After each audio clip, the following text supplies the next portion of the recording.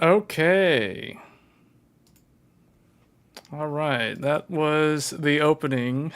I guess I'm running a little bit late this evening. So, hey, everybody. Good evening. Good morning, depending on where you are in the world.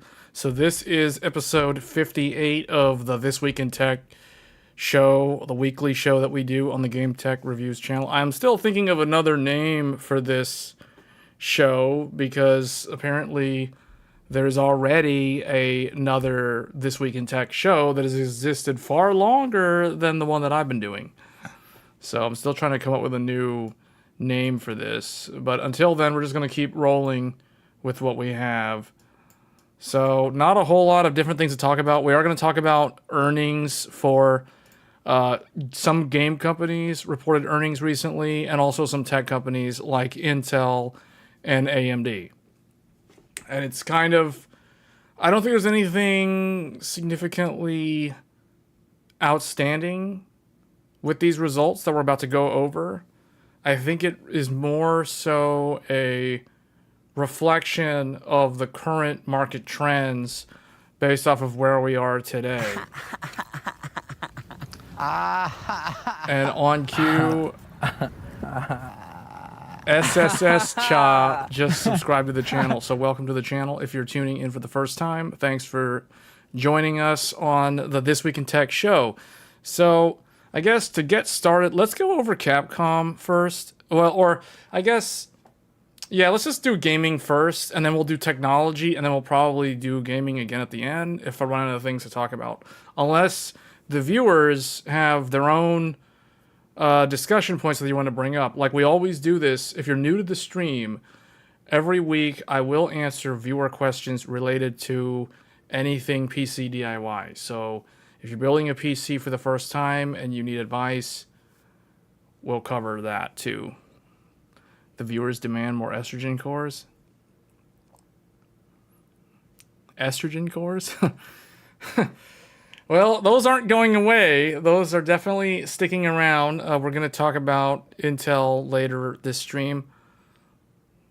Egg cores. Okay, so we're going to devote most of the stream to the CPU side because there's a lot of CPU news that's brewing recently, especially if you've been paying attention to some of those articles talking about Intel's new branding scheme and Zen 5. I know we've talked about Zen 5 multiple times now on this channel. As we get closer to Computex, which means in the next several weeks, I expect to see more and more leaks and news from AIB partner companies talking about motherboards and chipsets and that sort of thing as we get closer to Computex. And then, of course, once Computex hits, there's going to be a lot of new announcements, or at least I expect there to be. So let's get through this first. So Capcom announced upward revision for earnings forecast following favorable Dragon's Dogma 2 sales. So, as you guys know, Dragon's Dogma 2 was one of the most anticipated games of this year. And based off of the sales figures, it did do relatively well. It says here that it has surpassed the 2.5 million units worldwide. Keep in mind, this is a single-player game that launched simultaneously on multiple platforms, so it's on the consoles. As far as I know, it's on all the consoles except the Switch, and for technical reasons. And then it's also on PC. And I think for the most part, it did relatively well. Now, there was a lot of people complaining about performance on the PC, but I feel like Capcom possibly could have handled that better. I'm not saying they could have made the game run better, because I think it's kind of, that's besides the fact. It's too late for doing those sort of things. Now, they can always retroactively go back and try to improve the performance. But as far as I'm concerned, I think it was fine. Like, even it's playable on the consoles, although it's not ideal. It's not an ideal experience. But overall, I think the game is very similar to those type of classic games that you play them for the experience and you look beyond the low frame rate in the city because you don't really spend all the time in the city. I like to use the MMO analogy. It's like if you guys remember playing World of Warcraft back in the day, anytime you'd go to Orgrimmar or Ironforge or Stormwind, the FPS always tanked in those cities before the DX12 days. So it's no different here. And when you're out in the field, the performance is typically fine unless your machine's like really, really old, but the consoles don't really have a problem out in the field. So I think that was overblown. The main thing that people complained about was the microtransactions, which is basically like nothing. There's really nothing to it. So yeah, I think this game and I want to say this game and Helldivers 2 have done really well. Especially Helldivers 2 because that game is kind of a live service game. So I think long term, that game, it depends on how popular that game remains over a long period of time. But just because Helldivers is kind of, it's like a quasi live service game. You know, it has content updates. It has the Battle Pass, Season Pass, whatever you want to call it. So because of that, I think that game will sustain itself in the market longer, although who knows what will happen. A lot of live service games fail over a period of time. But that one is definitely a pretty good one that's come up. But Capcom is doing well. They are one of the few developers out there that they use their own tools.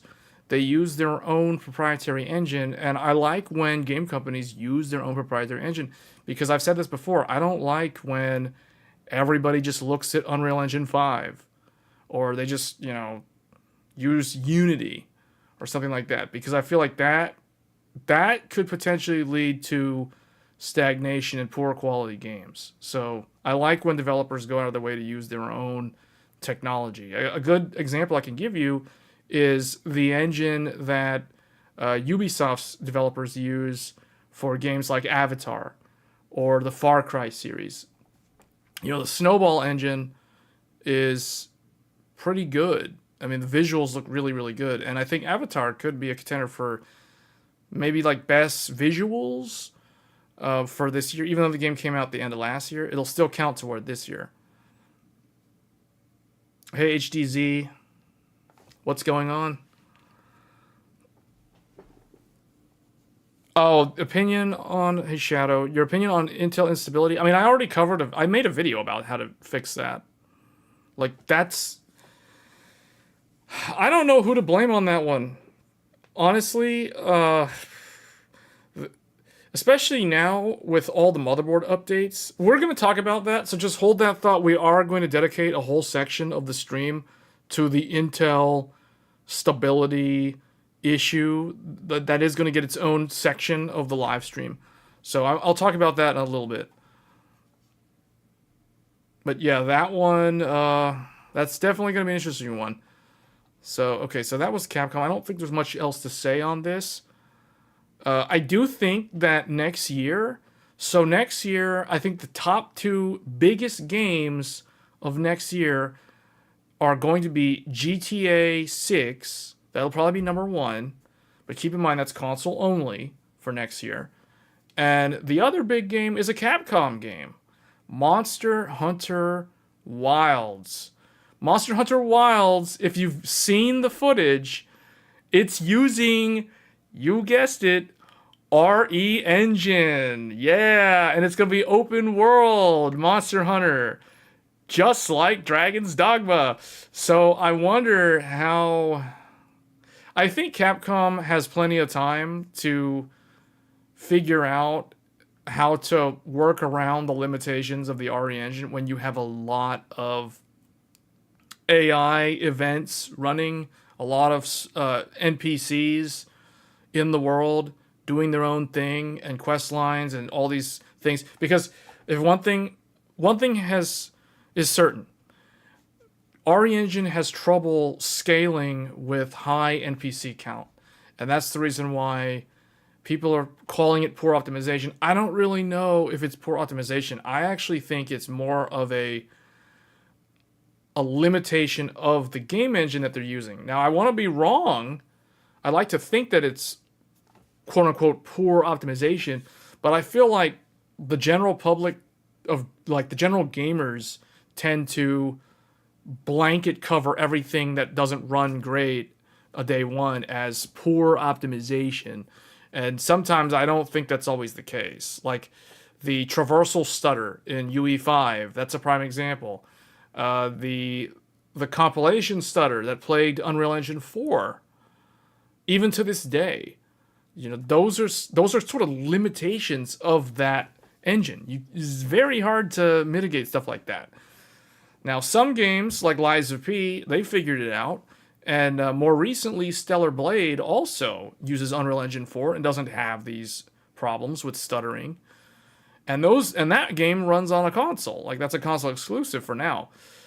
And it doesn't have any of these issues. It runs like rock solid 60, especially if you run it in performance mode.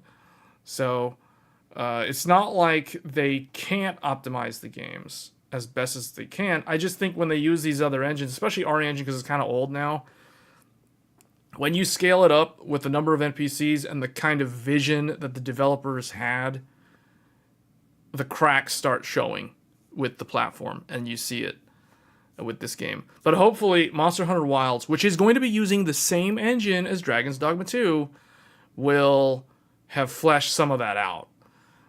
I don't know what they're going to do, but I want to think that Monster Hunter Wilds won't have as much NPC data happening. Although I could be wrong, because it's open world, and they're going to do the cities, like the main hub sites and those sort of things. So we'll see. You're really hoping Capcom releases an RE Code Veronica remake? Isn't it weird, though, that I feel like almost all the games that people desire are remakes and remasters of old classics?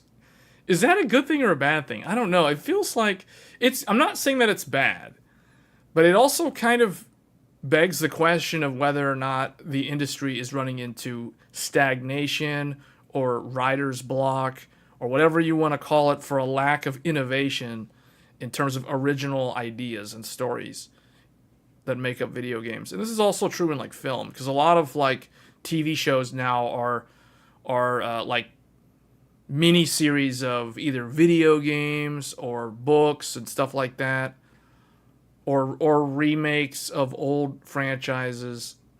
RE2, 3, 4 all sold really well. RE8 is delayed. RE8? You mean RE5? What do you mean RE8? RE8 Village? Village came out already.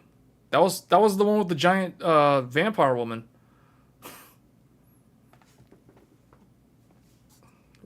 What do you mean RE8? GTA 6 may suffer from console only?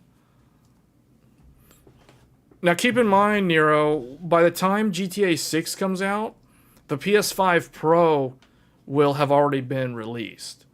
So the PS5 Pro, I think that will be the ideal way to play GTA 6. For those that don't want to wait, I'll just say GTA 6 will probably sell a lot of PS5 Pros for those that still don't have a console. Village is not RE8 officially. 8 is... So is Village like a follow-up to 7 then? Because I know they're based in the same storyline. Like, I know Village is a continuation of Resident Evil 7. Same protagonist. Mainstream PlayStation users will still be on their Gen 1 PS5.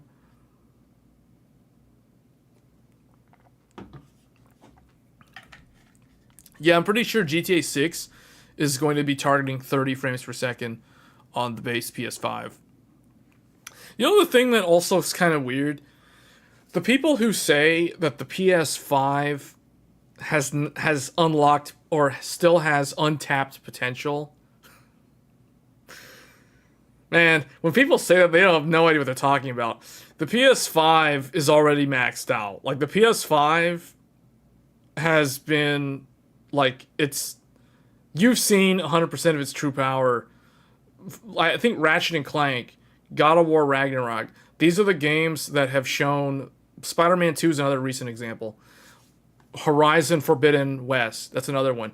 Like, all those games have already shown the full power of the PlayStation 5, like the base model. Like, there's nothing left in the tank. Like, that's it, man. Like, newer, more demanding games are going to make the PS5 look old and slow. I'm just telling the truth. That's how it is. Like, it's not console. So originally Sony stated that a console has a 10-year lifespan. At least a PlayStation console has a 10-year lifespan. Okay, that's true. That's fine. Whatever. That doesn't mean that the games that come out toward the end of that 10-year span are going to run as well on the console as the ones that came out in the first half. Because I feel like for a console, if we look at any console generation, the first games that come out in like the first 2 years usually are the worst looking ones. Then you get to year number 3, and that's when most consoles hit their stride. That's when all the really good looking games come out, and a lot of people will buy into the console if they haven't already done so. The console usually also gets a price drop. There's usually a slim or a revised version that uses less power at the same performance. So that's historically how it's always been. Look at the PlayStation 2, look at the PlayStation 3, the PS4. PS4 had all of them had like a slim version. All of them had a like a cost reduced version that came out even later. The PS5 is the only one so far that hasn't gotten a slim. Well, actually, no, I take that back. PS5 does have a smaller version. I don't really want to call it slim, though. It's not really that slim, the revised one. But the Pro is coming out like a year later than it should have, as far as I'm concerned. But the Pro for the PS4, that one came out 3 years after the base model. And the PS5 is already more than 3 years old. It's like 3.5 years old at this point. So, like I said, it's when the PS5 Pro shows up, it's like a year later than it should have shown up if we're going off of the previous console's pattern. So anyway, now let's look at some of these tech companies and their earnings. So Intel reported Q1 2024 earnings. The company posts a GAAP net loss. So this is not surprising because you guys have to look at the big picture. Anyone who wants to invest in stocks or just read up on these companies that they pay attention to for whatever reason, you have to look at the big picture. Just because it says net loss, that doesn't mean that the company is in trouble necessarily. You have to also look at what this is. This is Q1. Q1 is usually the slowest quarter. There's the least amount of business, especially in the consumer market, because you're coming off of the holiday season.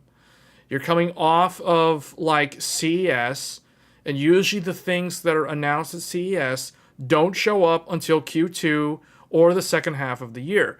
So that alone means people are not really going to be paying attention, or they're not going to be spending money on upgrades.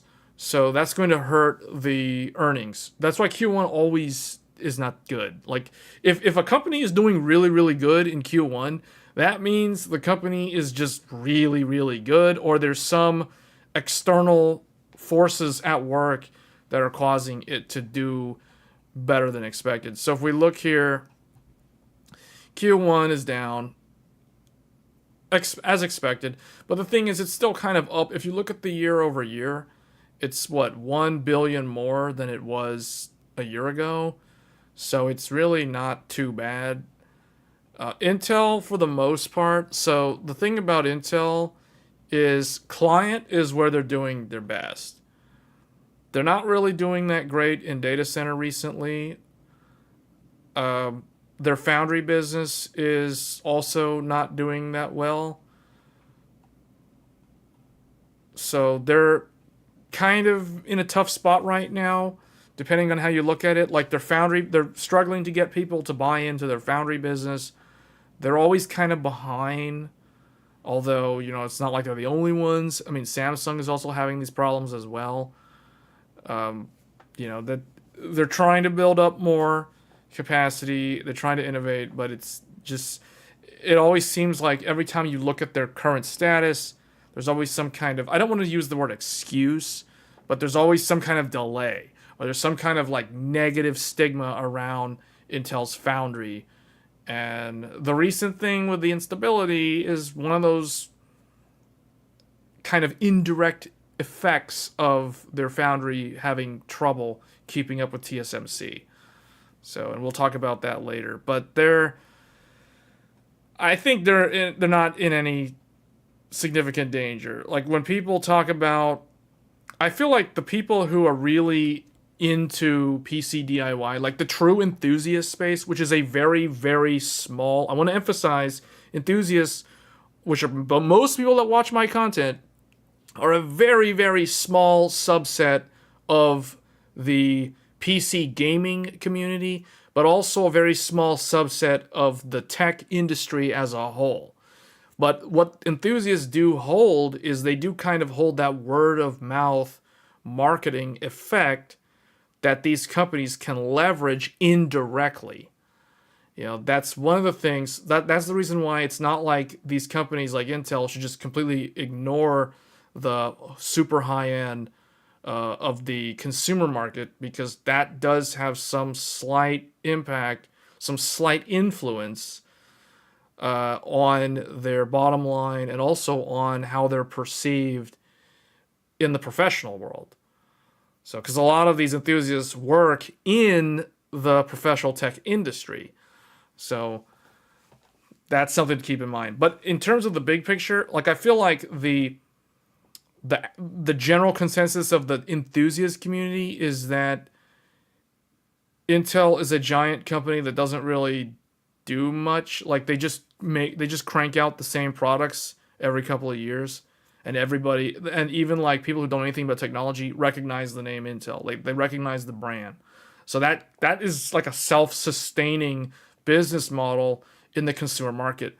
So I feel like there's people that are a little bit too overly optimistic when it comes to talking about AMD, when it comes to comparing them to Intel, because I personally, from what I've observed, is Intel still far outsells AMD in the client space.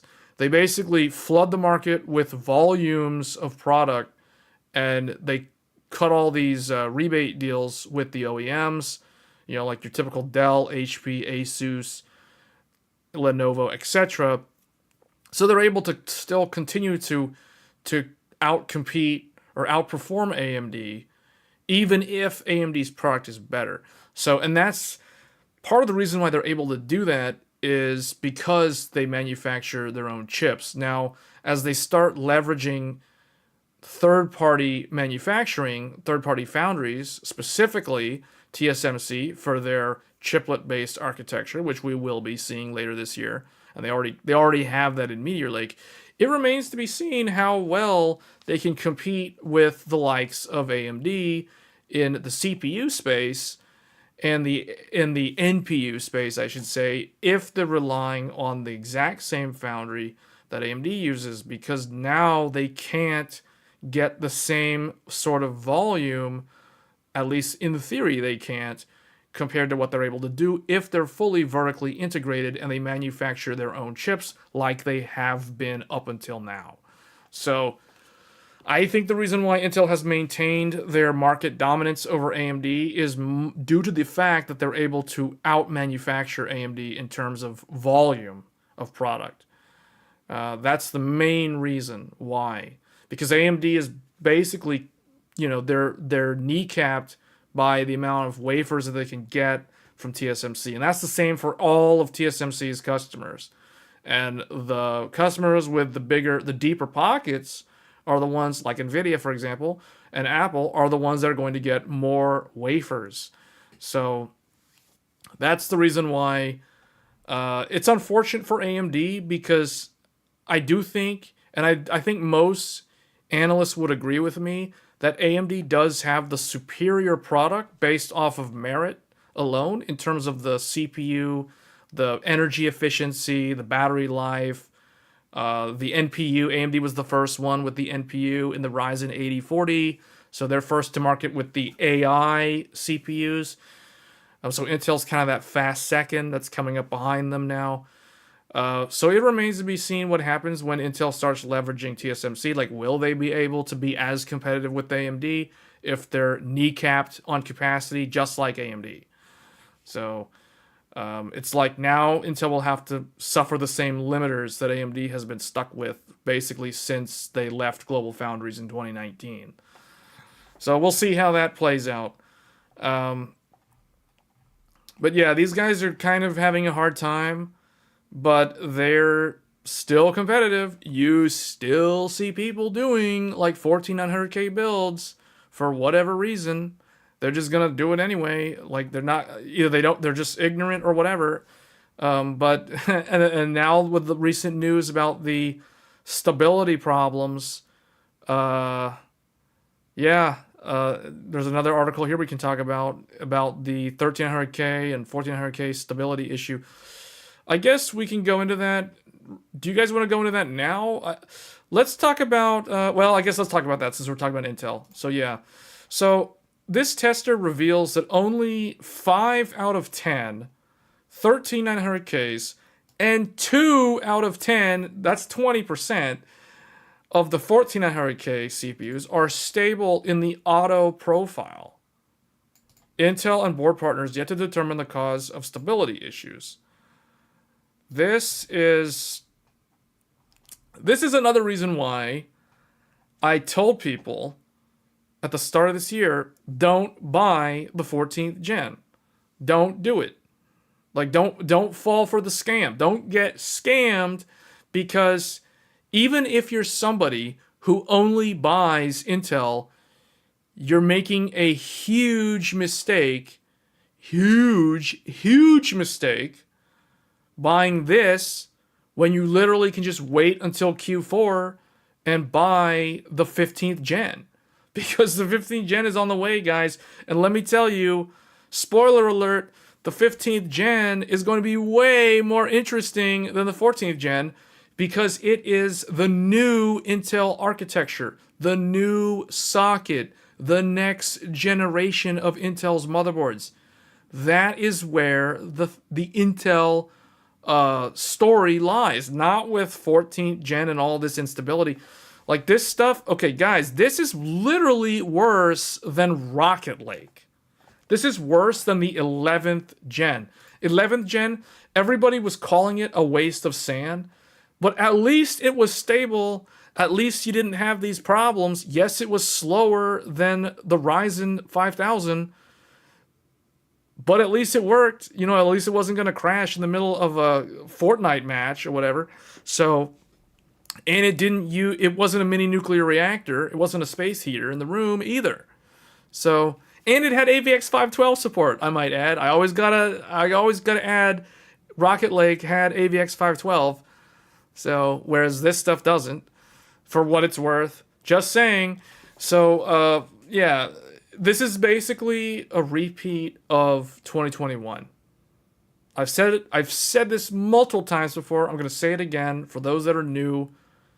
14th gen is the equivalent of 11th gen. The upcoming 15th gen is going to most likely be the equivalent to the 12th gen. It's like Alder Lake all over again. New socket, new motherboards, new chipset, everything new architecture. You got chiplets, like all that stuff, all the good stuff. It's coming out. So forget about this stuff. Ignore 14th gen. It's a waste of money. It's a waste of time. It's a waste of electricity. It's just, and it's all bad news, especially with all this stuff. Even without all this, I've been saying the same story. So anyway, this is really bad though. 2 out of 10. 2 out of 10. That means 80% of that sample size is unstable out of the box in a random Z790 motherboard. 1400K and oh, by the way, guys, check it out. I tried earlier this week to take a 13900K and run my 8000 kit of memory. Guess what? Can't do it. It won't do 8000. I cannot do 8,000. I was so disappointed because this RAM literally says Intel XMP 3.0 ready. And guess what? Can't even run the RAM's XMP profile on the 13900K. It doesn't work. In fact, I almost corrupted my operating system again. And I was really annoyed because my 13900K did that to me last year when I was trying to run 128 gigs of RAM at 5600, and it basically corrupted the OS after 2 days of being unstable. So yeah, can't do it. It's like fake news, false advertising. Like literally, why does this RAM say Intel XMP when I can't even run it on an Intel CPU out of the box? It's like this should literally be AMD RAM because I have it working on a 7950X3D out of the box, and I also now have it working on a 7800X3D with a gigabyte motherboard working 100% stable at 8,000 out of the box. So as far as I'm concerned, this little Intel label shouldn't be here. This should literally say AMD RAM because it doesn't work with my Intel CPU. For 8,000 on Intel, you need... Yeah, why do I need a 2-DIMM motherboard? If I want to build a workstation, why do I need a 2-DIMM motherboard when I can use my $200 AMD motherboard that has 4 DIMMs, 4 DIMM slots, and it works perfectly on the AMD board? So why is that? Why do I need to buy a overpriced, what is that, like a $500, $600 waste of money Asus motherboard just to run 8,000? See, that's stupid. No, that is like, that's a scam. That's a total scam. But Intel has better IMC. Yeah, right. No, well, no, it doesn't. No, it doesn't, dude. 100% that is a scam. That is such a scam. I can't do 128 gigs of RAM on this at 5600. Meanwhile, I can do 192 gigabytes on this at 6,000. No problem. You know, like what is up with that? Where's the better IMC? Because I don't buy that. That's nonsense. Because Intel memory controller can only do 8,000 on 2 DIMMs. Dude, I'm telling you, 2 DIMMs. I'm doing 2 DIMMs. 2 sticks. 24 times 2. 48 gig total. It's an 8,000 kit. It's literally rated for 8,000. The XMP profile is 8,000. My whole video about it, showing how to get it working on a 7950X3D, it's plug and play. The people tell me Intel has a superior IMC.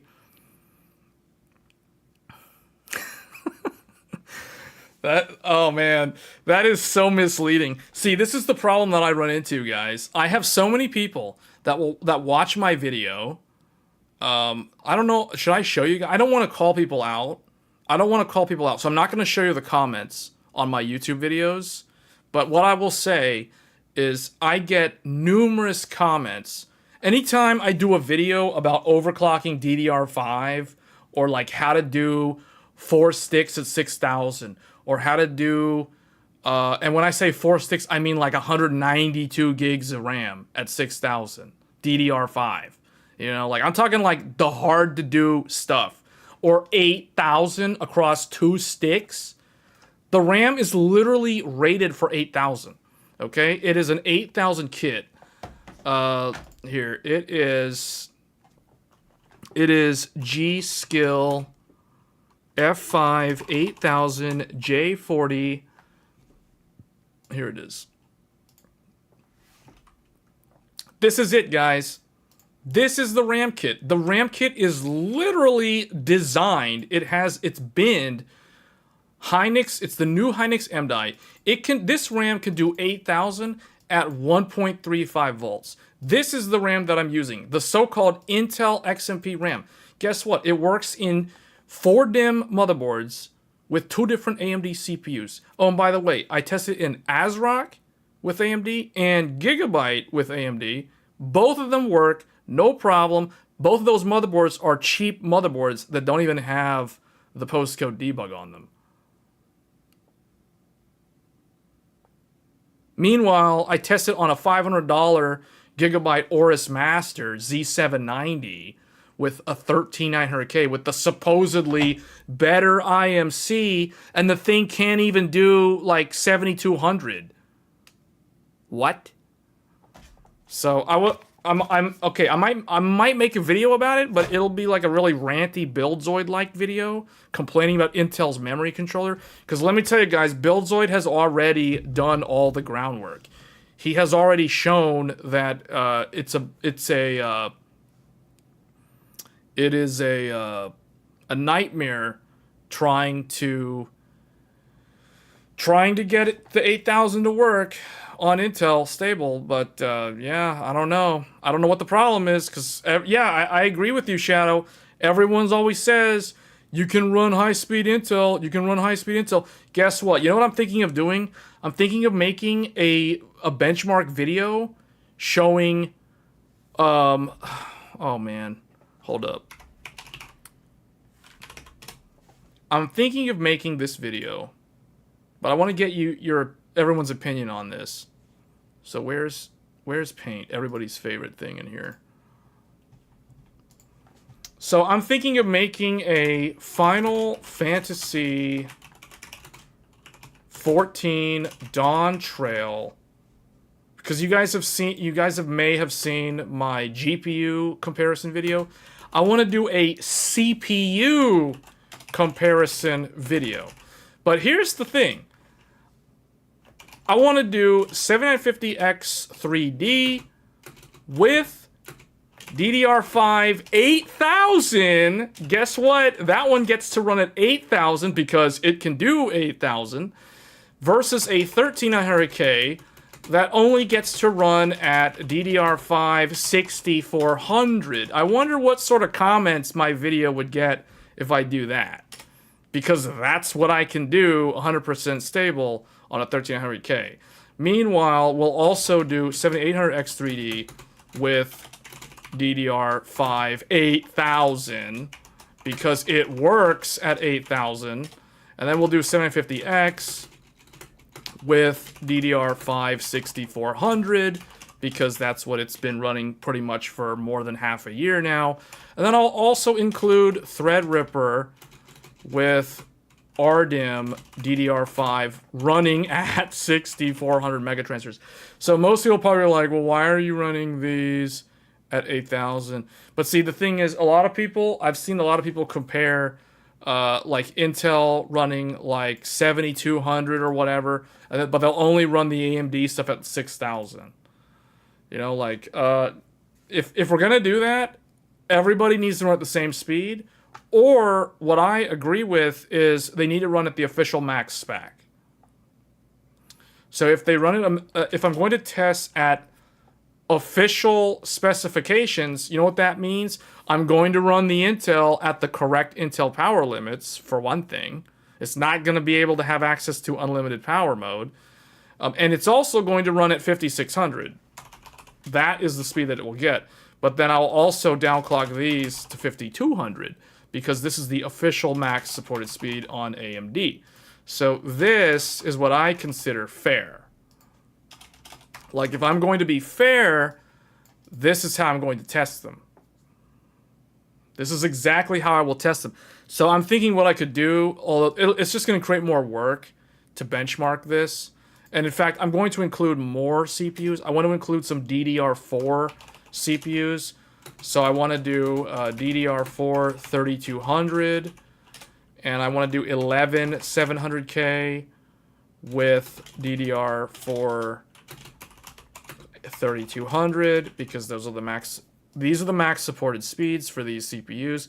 So I may include these. I may also include like a really old Intel 4770K with DDR3 at 1600 megatransfers. And I may include FX83. I'm not 100% on this. For these two, I'll have to dig these out of storage because these have not really been in use for literally years. This one will be 1866. So, yeah, I could do these.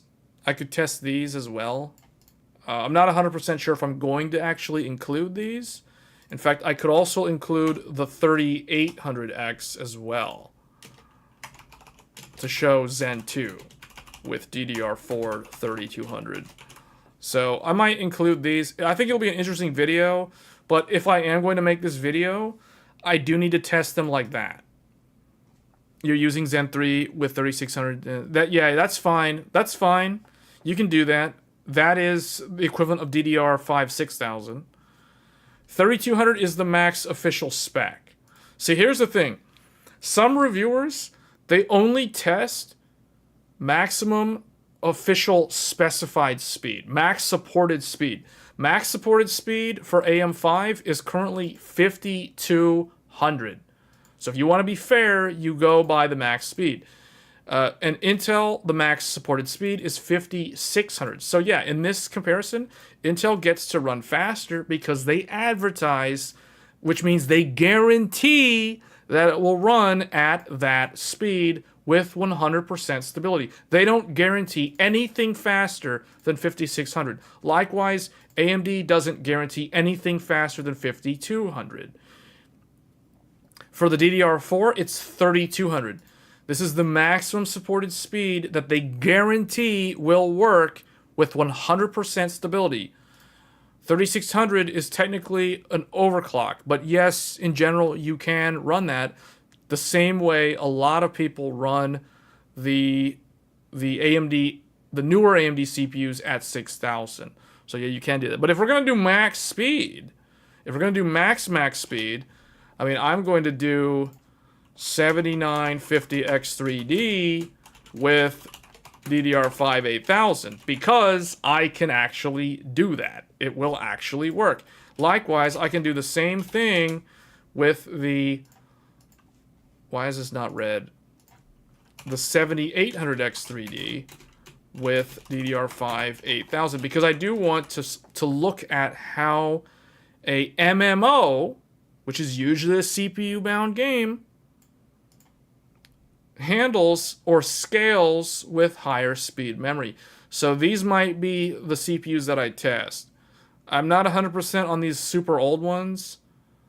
These are going to be kind of a chore to get working again. I got to go find my DDR3. I got to go dig out the old motherboards. But if you guys really want to see these ancient CPUs playing Final Fantasy 14 Dawn Trail, I'll consider it. But I will also run... I mean, I think I have to do it like this. To be fair, I'll think about it. I'll think about it because I feel like most people are probably running the RAM faster than these speeds. The DDR4, I think most people are either at 3200 or 3600. So that one I'm not going to mess with. But these I might consider changing. Like I might actually run Intel at 64. I might actually run the 7950X at 64 as well. And also Threadripper can run at 6400. So might actually change those. You saw somewhere that 3214 is better for Ryzen because Ryzen benefits more from the lower cache latency. Maybe, but you have to also remember that 3600 is at 3600 the memory controller runs at the exact same speed or the same maximum speed that the fabric runs at. So that's the reason why 3600 will, in theory, give you better performance because you're synchronizing your U clock and your F clock. That's the reason why. So 3600 is the exact same number for the exact same, or it's the ideal speed for the exact same reason that 6000 is the ideal speed for DDR5 on Ryzen. So let's just to kind of illustrate that. If I have F clock, this is the fabric clock. Fabric clock on Zen 4, so that's Ryzen 7000, is equal to 2000 megahertz. U clock, U stands for Unified Memory Controller, so that is the IMC. That clock, if we say that clock runs at 3000 megahertz, that means that it equals the memory clock, which is the clock for the DRAM, which is also 3000 megahertz. And then if you want to get the DDR speed, equals 2x M clock. So it's 2 times the M clock, which equals to, in this case, 6,000 mega transfers per second. And that is where you get your DDR speed. This is the math. This is the answer. This is how you show your work on a test. You know, so this is how you get these numbers. So what I'm saying is, in this scenario, the memory controller and the memory run at the exact same speed.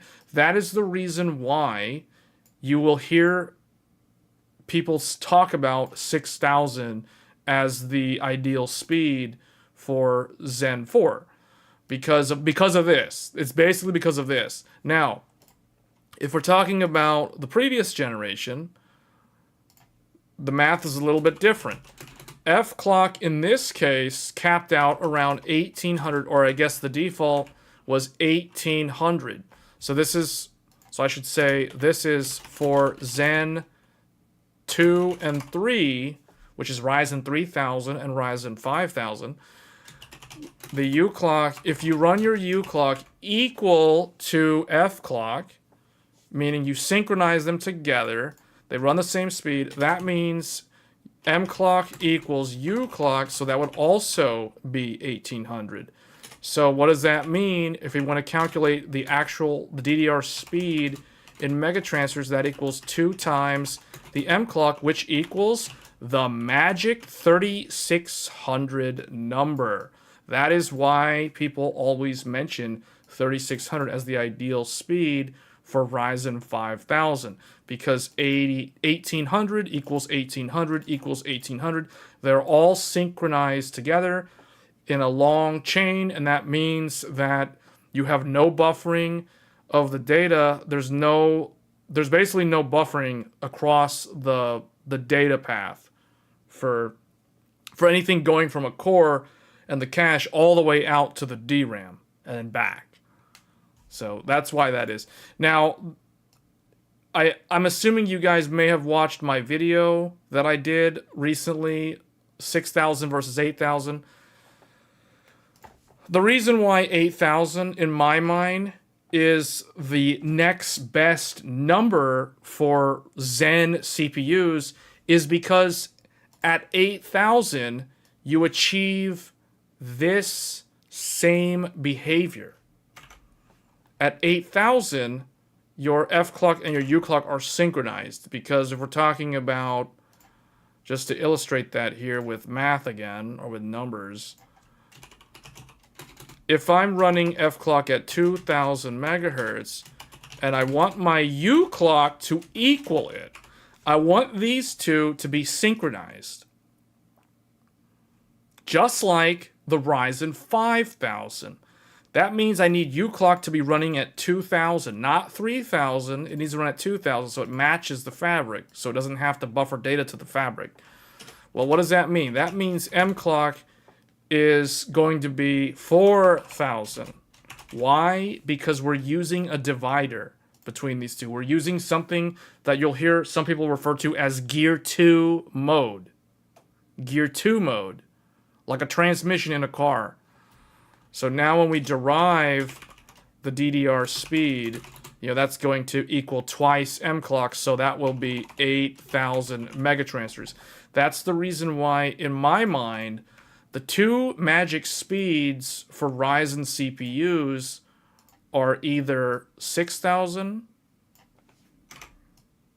or, alternatively, 8,000. So if you want to tune for the best latency, you go 6,000. If you want to tune for the best throughput and capacity in terms of like how much data you can actually read, write, and copy, you go 8,000.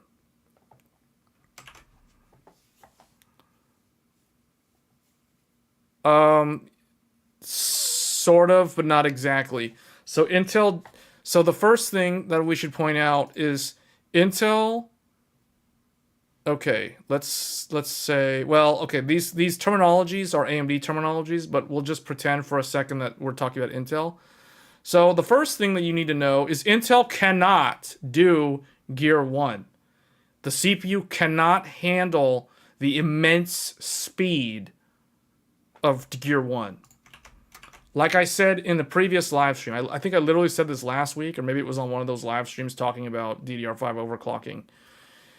Intel's transmission is much weaker than AMD's in the sense that it cannot handle the immense torque of Gear 1. Like I said, think of a car. Think of what happens when you're in Gear 1. The rev at Gear 1 versus the rev at Gear 2. Intel's transmission cannot do this. And when I say transmission, I'm referring specifically to the U clock. Because the U clock is the memory controller in the CPU. This is in the CPU. This is the DRAM. This is your memory. This is your CPU. So imagine when you're running your RAM at 6,000 in Gear 1, your memory controller is literally running at 3 gigahertz in Gear 1. That means the Ryzen CPU is running at a blazing fast 3 gigahertz on the memory controller. Not the cores, the memory controller is running that fast. Intel cannot do that. Intel cannot run a 3 gigahertz memory controller. I think of Gandalf's line in The Fellowship of the Ring, this foe is beyond any of you. Like, it just can't do it. It's like, I give up. I'm not going to try. So, no, it doesn't do it. Intel uses Gear 2 mode.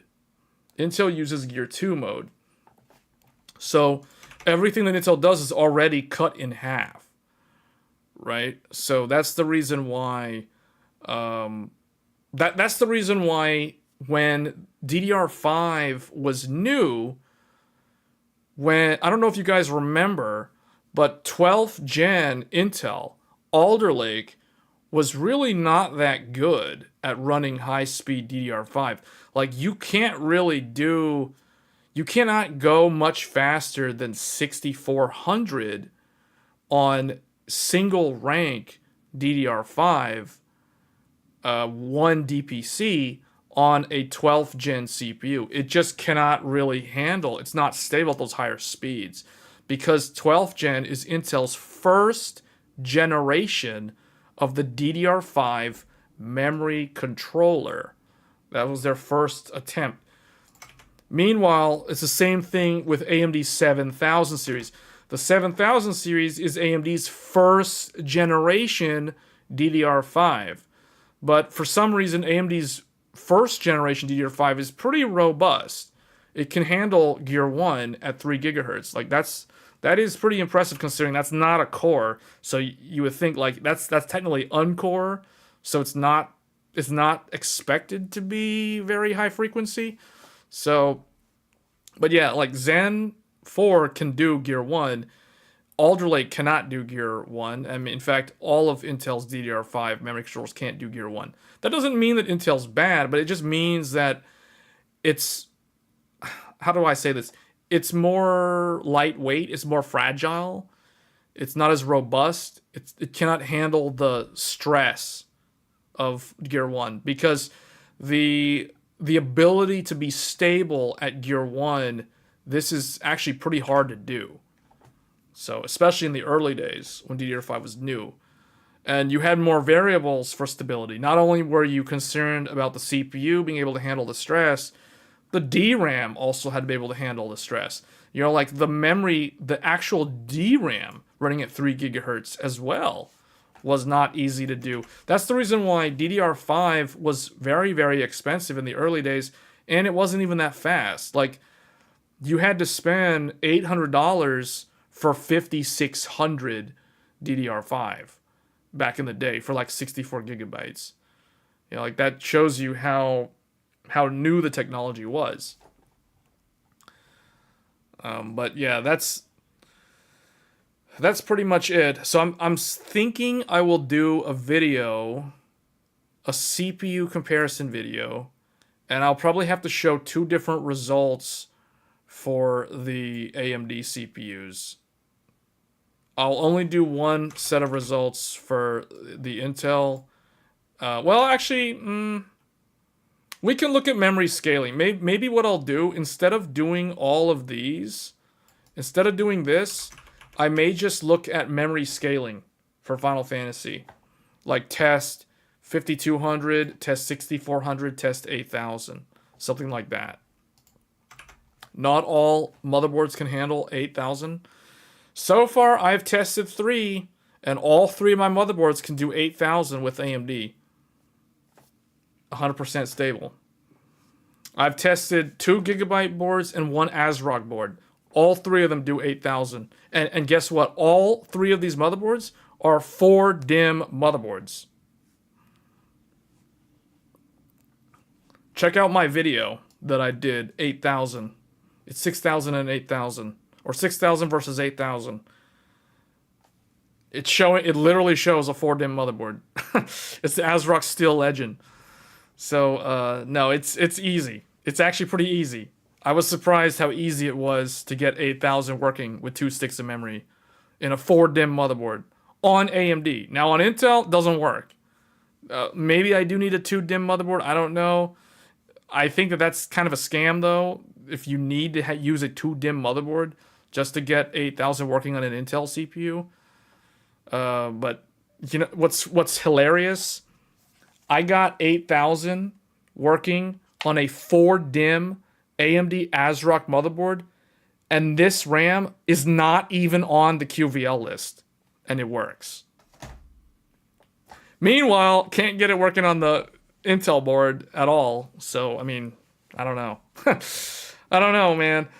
I don't know what to say. I'll tell you, like, I was so fed up, I just gave up trying to get this working at 8000 because I was at risk of corrupting my operating system. And lessons learned, next time, we do not connect the M.2 drive until I can verify with memtest86 that the memory works. Because I almost suffered data loss due to the 1300K not being able to handle 8000. And that was not a happy time. Let's just put it that way.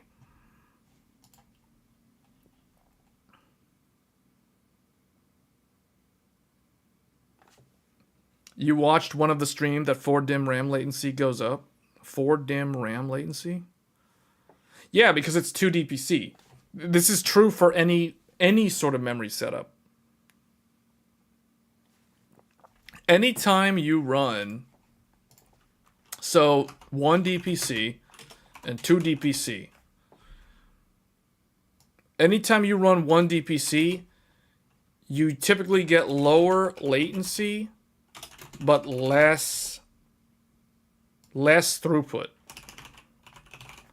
Lower latency, less throughput. Higher latency, higher throughput.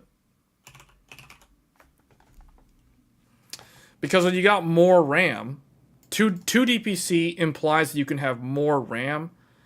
So it means your load balancing in terms of random access, like just pushing data into RAM, your writes and your reads, you do not gain higher throughput.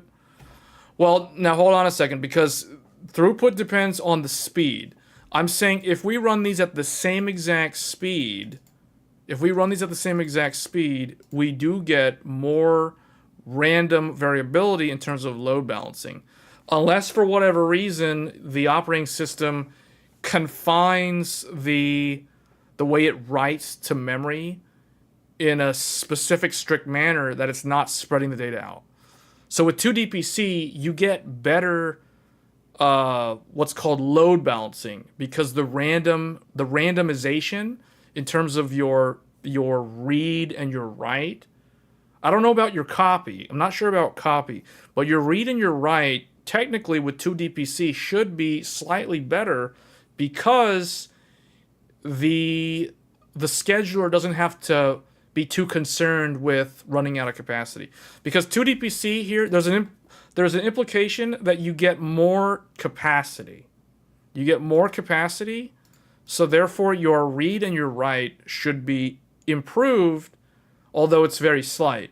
And the reason why that is because the hashing for the load balancing across more RAM improves the throughput indirectly. Now, I'm not talking about, obviously, if we're running lower speed, so there's a caveat with this. So what I'll do is I'll put an asterisk here. Because what I'm saying is if I'm running the RAM at the exact same speed and the exact same timings, but I have more RAM with 2 DPC. So let's use this example. Let's say in this example I have 2x 32. Okay, this is 2x 32. Or let's use my real world example. 2x 24. Or is that right? No, I want to do 4 sticks. So 2x, well, this is fine. 2x 24, this is 4x 24. With this setup, everything is the same. Same speed, same timings, same tertiary timings, which means I am not tightening the timings here. I'm leaving the timings exactly the same. So if this is CL36, this is also CL36. You have the same speed. 2 DPC does not gain you throughput. The bandwidth is the exact same on 1 DPC, 2 DPC latency goes up. The only benefit is density. Yeah, so what I'm saying is when you have higher density, maybe throughput is the wrong word. Let me think of a different way to explain this. You get... The thing that I'm trying to convey here is when you have more capacity, your ability... So the ability of the operating system to push data to memory and pull data from memory it doesn't have to do as much work. So I don't know if the word is hashing or what. I'm forgetting the technical term right now, but the point is your load balancing is better because of higher capacity. So maybe we'll just say higher capacity. Let's just leave it at that. Saturation. Saturation is part of it because it's going to take longer to fill all this up, right? Because of the higher capacity. So with this one, if you do using application, or I guess if the operating system is running low on memory, then the 2 DPC is going to be better. But that's not the reason that I'm trying to explain. That's something different. You would need quad channel and CPU. Well, we're not talking about quad channel. That's completely different.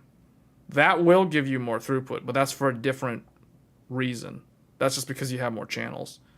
So that's because you have more pipes to send the data down. So I guess it's just higher capacity. But the ability for the operating system to push and pull to RAM, there's less.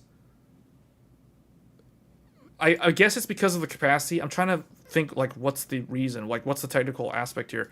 Because what I know is that when you're load balancing across different data paths, the more options you have, or I guess because you have, in this case, more capacity, your scheduler doesn't have to think too much about where it's going to send the data. It just, there's a lot of places to just toss the data there and not think about it. So, but yeah, those are different things. Memory channel, that will increase throughput, but that's completely different. That's just because you're just adding more channels, or you can think of it as lanes to fill up. So that's different. So we'll just say higher capacity just to keep it simple. But yeah, like this is what I will say is I have observed that if I'm running low on RAM, and that usually happens when you have lower capacity, things will slow down faster versus if you have more RAM. But that's not what I'm trying to say. I'm not saying that because you have more RAM, you have a better experience. That's not what I'm trying to say. If you look at the memory technology, you can't read or write to both DIMMs, so memory placement is actually more important on 2 DPC. Yeah, I think that's what I was trying to say, but no, there was some other technical reason, but we'll just leave it at that for now. There's a reason why when you have, like, let's say you're using an application that uses a lot of memory, the higher capacity you have, which typically 2D PC is always going to give you higher capacity than 1D PC. Now, I know that's not true. Someone can do 416 and someone else can do 232. This is not what I'm talking about. I'm not talking about same capacity, but 1D PC versus 2D PC. I'm talking about the scenario where 2D PC implies higher capacity versus 1D PC is what I'm talking about. And I just know that if you're using, like, I can just give you guys an example. Like, if you're editing 4K video in DaVinci Resolve or whatever, or like not even 4K video. Let's say you're doing like 8K video, right? You're doing 8K video. The more memory you have in the system, the better it will be, because it's like the scheduler, or what I think it's a scheduler in the operating system. It doesn't have to manage the memory as much because the pool of memory is so much larger. That's what I'm trying to say. But I'm trying to explain, like, what's the reason for that. But I guess it's just higher capacity. Maybe it's literally just higher capacity.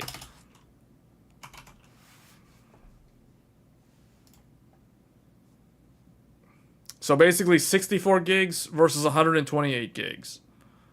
96 versus 128 won't be that different. Well, yeah, I don't like to compare 96 and 128 because there's different ways to do that.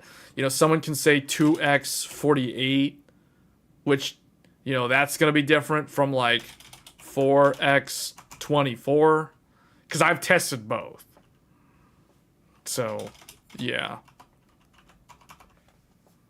In general, when I talk about 1D PC versus 2D PC, just think of it like I'm always implying 2D PC has more memory than 1D PC. Less swapping with higher capacity. Yes. That's what I mean, Shadow. I mean the operating system, because the operating system is having to do less memory management operations and waste CPU cycles on that process. That's what I'm trying to say. That's when I'm saying load balancing. What I really mean is I'm not load balancing across the different sticks. I'm talking about although that's probably how it sounds, the CPU or the scheduler's ability to use CPU cycles for the purpose of specifically, you know, managing where that memory is going if it's running out of memory. So if you're on Linux, RAM is never an issue with 32 gigs. Yeah. Yeah, that's what I mean.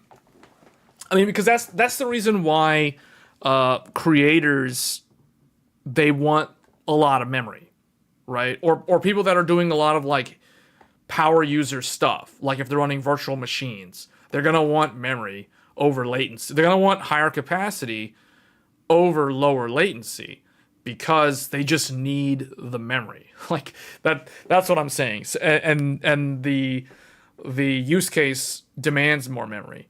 So, but yeah, so the thing is, like, what surprises me though is AMD can actually do decent speeds on 2D PC, which is very surprising.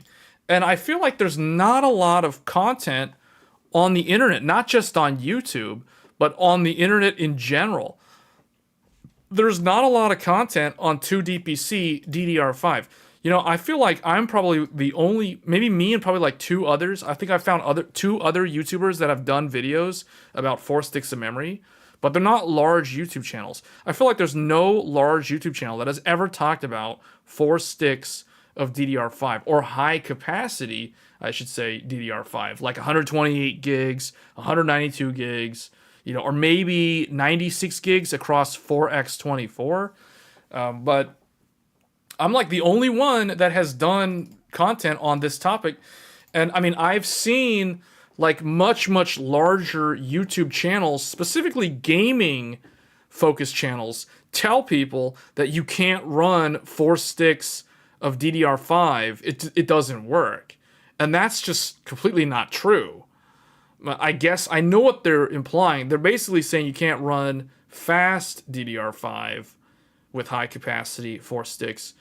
But the way they make it sound, it's very misleading because they tell people, you know, you can't do 4 sticks of memory on DDR5.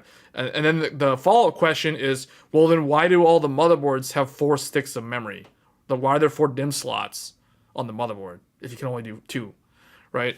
So it's very misleading. But what surprises me is you can actually do, with some tuning, you can get decent speeds. Like you can get 6,000 to work with 4 sticks with both single rank and dual rank in Gear 1. It literally works.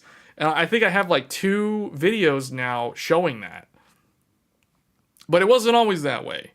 It wasn't always that way because I attempted this sort of content last year, about a year ago, and at the time, the best I could do was like 5,200 or 48 to 5,200. Now I can do 6,000. Like 56 to 6,000. Like that is a massive improvement. And there's a secret. There's a secret. And I get comments on my videos and they're asking questions that I already answered in the video. So I don't understand how to reply to the comments. It's like, did you guys watch the video? It's like the answer is on die termination. So I guess the question is, how do you run 4 or how do you run 4 sticks of DDR5 at 6,000? Like, this is the question. Maybe not even 6,000. Maybe it's just like 5,600. Or just how do you run them at XMP? The answer, okay, I say 4 sticks of DDR5, so I guess I should say 128 gigabyte or 192 gigabyte. Because this is what the question always is about. It's always about 128 or 192. And more recently, people have been asking me, how do you run 256 gigabytes of memory? Like 256 gigabytes of memory. Like that one's come up a couple times now. So the answer is on die termination. This is the secret sauce. This is the answer. How to do this. So I have 2 videos now showing myself making the adjustments necessary to get this RAM to work at this capacity at these speeds. Actually, one video was this one. The other video wasn't this. It was 96, but it's the same thing. The difference was I wanted to convey how to do this with dual rank and how to do this with single rank, but not 4x16. Because 4x16, like if you want to run, so this is what I tell people. If you want to run 4 sticks of DDR5 just because you really think 4 sticks looks better than 2 sticks, the easiest way to do it, 4x16. 4x16 for a total of 64 gigs is so easy. It's so easy. It's plug and play. You literally buy 2 identical memory kits. You install the first kit in A1 and A2. Then you take the second kit and you install it in B1 and B2. And then you turn it on. It's going to take 2 minutes or whatever. Sometimes it's not even 2. Well, it's single rank, so no, it won't take 2 minutes. It'll probably take like a minute, 45 seconds to a minute for that initial training. Then it'll come up at 3,600. I show all this in the video that I did recently. I literally show you guys how long it takes to train. It's not that long for single rank, even with 4 sticks. So basically like a minute. It comes up at 3,600. You load XMP, basically 6,000, and then bam, done. It'll train to 6,000 and you're good to go. It's super easy. Now, where it starts getting hard is when you start doing like 4x24, but 4x24 is technically not that hard because it is still single rank. So it's only marginally harder than 4x16 on the memory controller. But once you go up to 4x32, those are dual rank DIMMs until we start getting single rank versions of that capacity, because eventually that will show up. Then it'll be way easier. But once you go up to dual rank, so 4x32, total of 128, that is where you literally stepped into hard mode when it comes to memory overclocking or memory stability. Like this and this is what I call hard mode. In terms of like, whoa, you actually have to know what you're doing. You have to actually start adjusting the on-die termination values. So within that family of parameters, we have something called proct ODT. Proct ODT, those of you who are familiar with Ryzen all the way back to Zen 1, the first generation of Ryzen, this was something that you could adjust on the first generation of Ryzen. This stands for processor on die termination. Literally, it's the acronym for this up here. So what is this? This, a resistance, or it's an impedance. Impedance value, meaning a resistor value in ohms.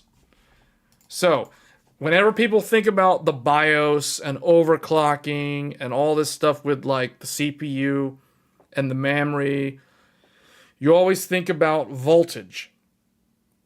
You always think about, oh, I need 1.35 volts for my DDR5, or I need 1.4 volts for my DDR5 to run at, 8,000 or 7,200 or whatever the speed is.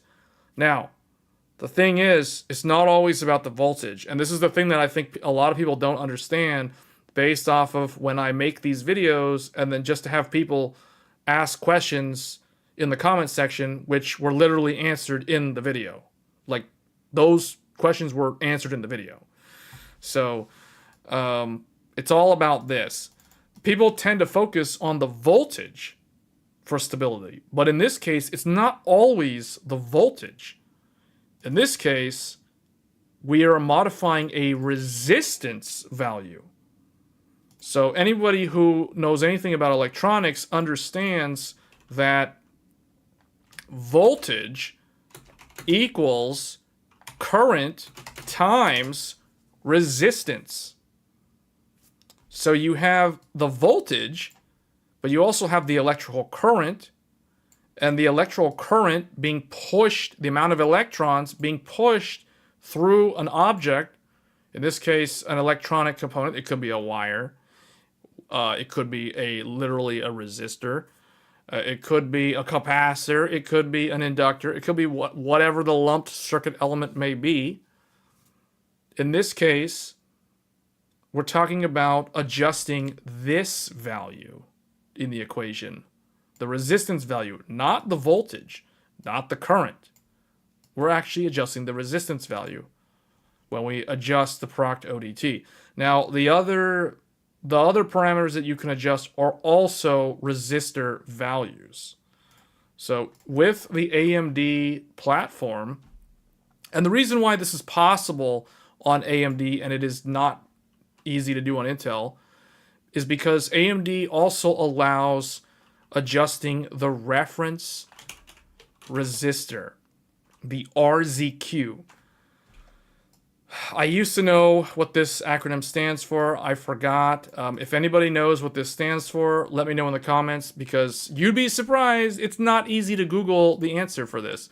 So this is the resistor that you're adjusting. Essentially, this is a internal resistor with a value of 240 ohms.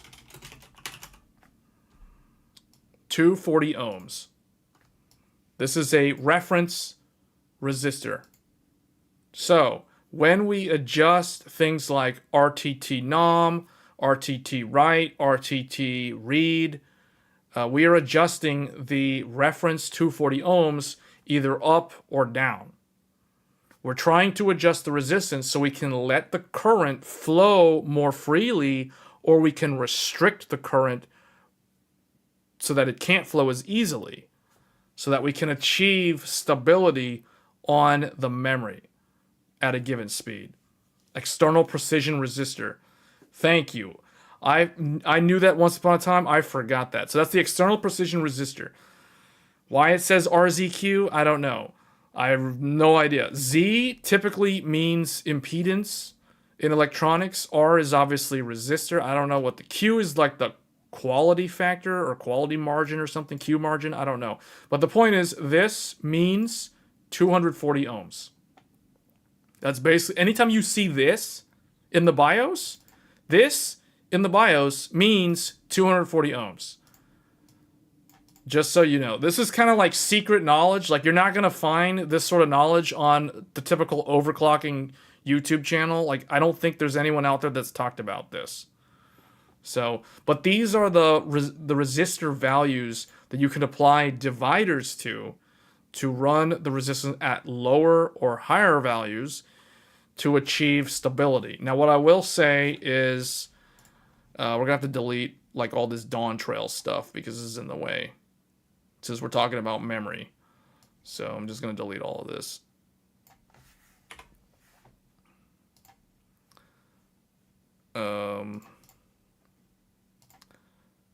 So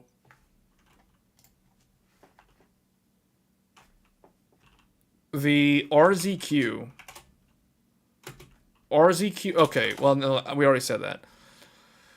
The reason why this works is because, this looks weird, sun video, yeah. The reason why this makes the high capacity work is because typically the default values are too high.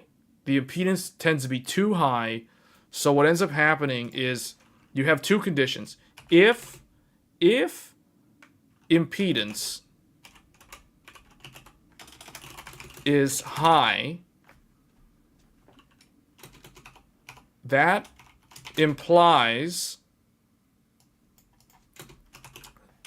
signal attenuation, loss of signal. So if you guys watched my 192, getting into nerd fun. Yeah, so if you guys watched my 192 gigabytes max tuned DDR5 6000, I explained this in that video. So if the impedance is high, you get signal attenuation, which means you get signal loss. So for example, if I have a CPU, think of this is the Ryzen. Let's say we have a 7800X3D, because that's everybody's favorite one that watches this channel. So let's say we have a 7800X3D. And then we have 4 sticks of memory, or okay, whatever. We have a stick of memory. Let's just say we have two sticks of memory. Doesn't really matter. Well, with 2 sticks of memory, you don't really have to do anything. So let's say we have 4 sticks of memory. Let's say somebody wants to run 192 gigabytes of memory. So they have 48 times 4. So they have a total of 192 gigabytes of memory. DDR5. And they're wanting to run this at 5600 or 6000. If you have high impedance, what ends up happening is when the signal is sent across the wires to and from the CPU, if your impedance is high, the signal, if this is the signal's starting power, it just flatlines, or not flatlines, it just dies off as it traverses the wire, which means the signal power starts off really strong and then it basically drops down until it's unusable. So what ends up happening is if you transmit data, the data doesn't make it. It basically dies off on the way to where it's whatever its destination is, whether it's going into a memory, if it's a write operation, or if it's a read operation. It has to traverse across the full length of the channel. So if we're talking A channel and B channel over here, if you have 4 sticks of... This is the reason why 2DPC is so hard to run at high speed. Because when you send that signal, let's say I wanted to go to a block of memory in A1. Well, the signal will start from the CPU, it'll go through the IMC, it'll go through F clock, it'll go through U clock, assuming we're running the memory at, this speed over here. And then it will make its way across the motherboard. This is why the motherboard matters. Hence the reason why someone earlier was saying you need a 2-DIMM Apex to get 8000 working on an Intel CPU. Now that's not the case for AMD because we have the secret sauce, aka RZQ. You can't do RZQ on Intel. That's the huge limiting factor on Intel. Now there is something that I have found that you can play around with Intel. That might be future content. So I'm not going to share that right now, but we're going to focus on this for a second. So if I want to go to this stick of memory, I have to first go in on here, snake my way across the data plane, and then make my way in here and go here. So you can see the fact that it has to traverse all that RAM to do that write or read. This, with high impedance, the signal gets attenuated, especially if it's running really fast. So that's the reason why, for stability, it has to run at a lower frequency so that the data integrity is maintained. That is the reason why the official speed for 4 sticks of memory DDR5 is 3600. So if you want to make it run fast, you have to adjust the impedance. You have to basically lower the impedance. Now, the problem is what happens if impedance is low. So now what I'll do, well, I don't really want to delete that, so let's just leave that there. So now, if impedance is low, because we lowered it, now what happens? You've reduced R. You've reduced R, but your voltage is the same. So that means that the amount of current that can flow across the wires and the data path through the RAM is increased. It can flow more freely. You've made it less restrictive. So, but the problem, there's a problem with that. There's a downside of letting the current flow more freely. The problem is you get something called signal reflection. The DRAM is prone to reflection. So now, if I have low impedance and I want to flow the same, I want to traverse the same path, but now my resistance is much lower. That means that what will end up happening, or what could potentially happen, is the signal, because the signal can flow more freely, it's likely to reflect. So, which means it could go in, and it can basically, some of it can bounce back and not arrive at the correct area.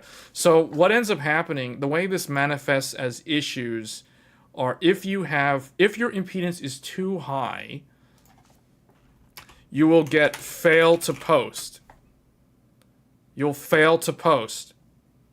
Or you will fail to train. So if you lose the signal, obviously it's not working. So it will fail to post. If your impedance is too low and you have too much signal reflection, the negative aspect of this is you get something called memory errors. You get errors. So, as you guys know, if you've done stability testing for DDR5, or I mean, this is any sort of memory. If you're doing like MemTest 86, Y Cruncher, ADA64, memtest 64, whatever. There's a whole bunch of them. Typically, you're looking for errors. If you're getting errors, there's a couple things that could be wrong. One, you could be having too much reflection, but that assumes that you've adjusted the impedance down so that it's too low. The other thing, it could just be that your timings are too tight or too loose or whatever. But these are sort of the reasons, or these are sort of the parameters that you can adjust to run 4 sticks of memory. And what I find well, I shouldn't say hilarious, but what I find interesting is like there's literally no content on this. You have the same 7800X3D CPU, and you can't boot up at 4 sticks total, 64 gig. It will boot up. You just have to wait. You have to wait for it to train the first time. Like I said before, you have to wait at least 1 to 2 minutes. But I think 64 gigs should actually not take too long. You have to wait for like a minute for it to train first. Then once you get the memory context restore enabled, then it'll work after that. You waited 10 minutes. What BIOS are you running? You need to be on the latest BIOS for one thing. Usually things like that are due to the BIOS being too old. Well, yeah, what is the BIOS version? And what's the motherboard and what's the BIOS version? That's the first question that should be asked. Have I played Stellar Blade? Yeah, I've played it. I'm close to the end. I haven't beat it yet, but I'm close to the end. I haven't played it since last weekend, but I plan to play some of it this weekend. Yeah, it's a good game. It's surprisingly good. It's actually more, well, I don't want to say it's more fun than Lies of P. It feels very similar to Lies of P. It's just different atmosphere. It's like sci-fi, kind of like Nier Automata. But yeah, Stellar Blade is actually a pretty good game. It performs really well, too. MSI Carbon, yeah, but what's the BIOS version? Because, these adjustments exist all the way back. No, all you gotta do is update to the latest BIOS, and then it'll work.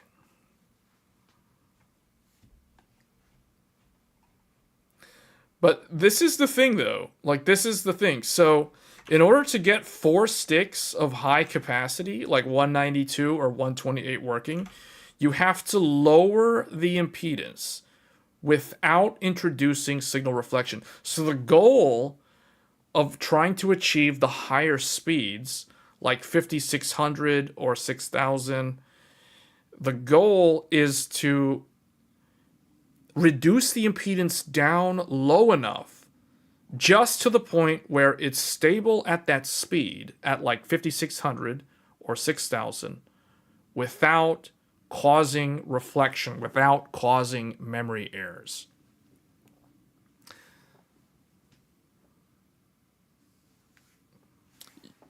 Yeah, Super Googly's using MSI 64 gigabyte 6000, no problem. Yeah, like I agree, man. 6000 is 64 6000 is not hard to do. You guys should check out my video on a 96 gigs. Hold up, let me find that. So, because I have a video showing like how that works. So here, let's do this. So I recently released this video. This video was 3 days ago. Can you run... Here, let me just zoom in. Can you run 4 sticks of DDR5? 96 gigabytes. Now, I've already done a video on 192 gigabytes, but this is on a 7950X3D with a ASRock X670E motherboard. And keep in mind, this memory isn't even on the QVL list, and it works. So the first thing you do is you got to install the RAM correctly. So I show right here. This is how to install 4 sticks of RAM.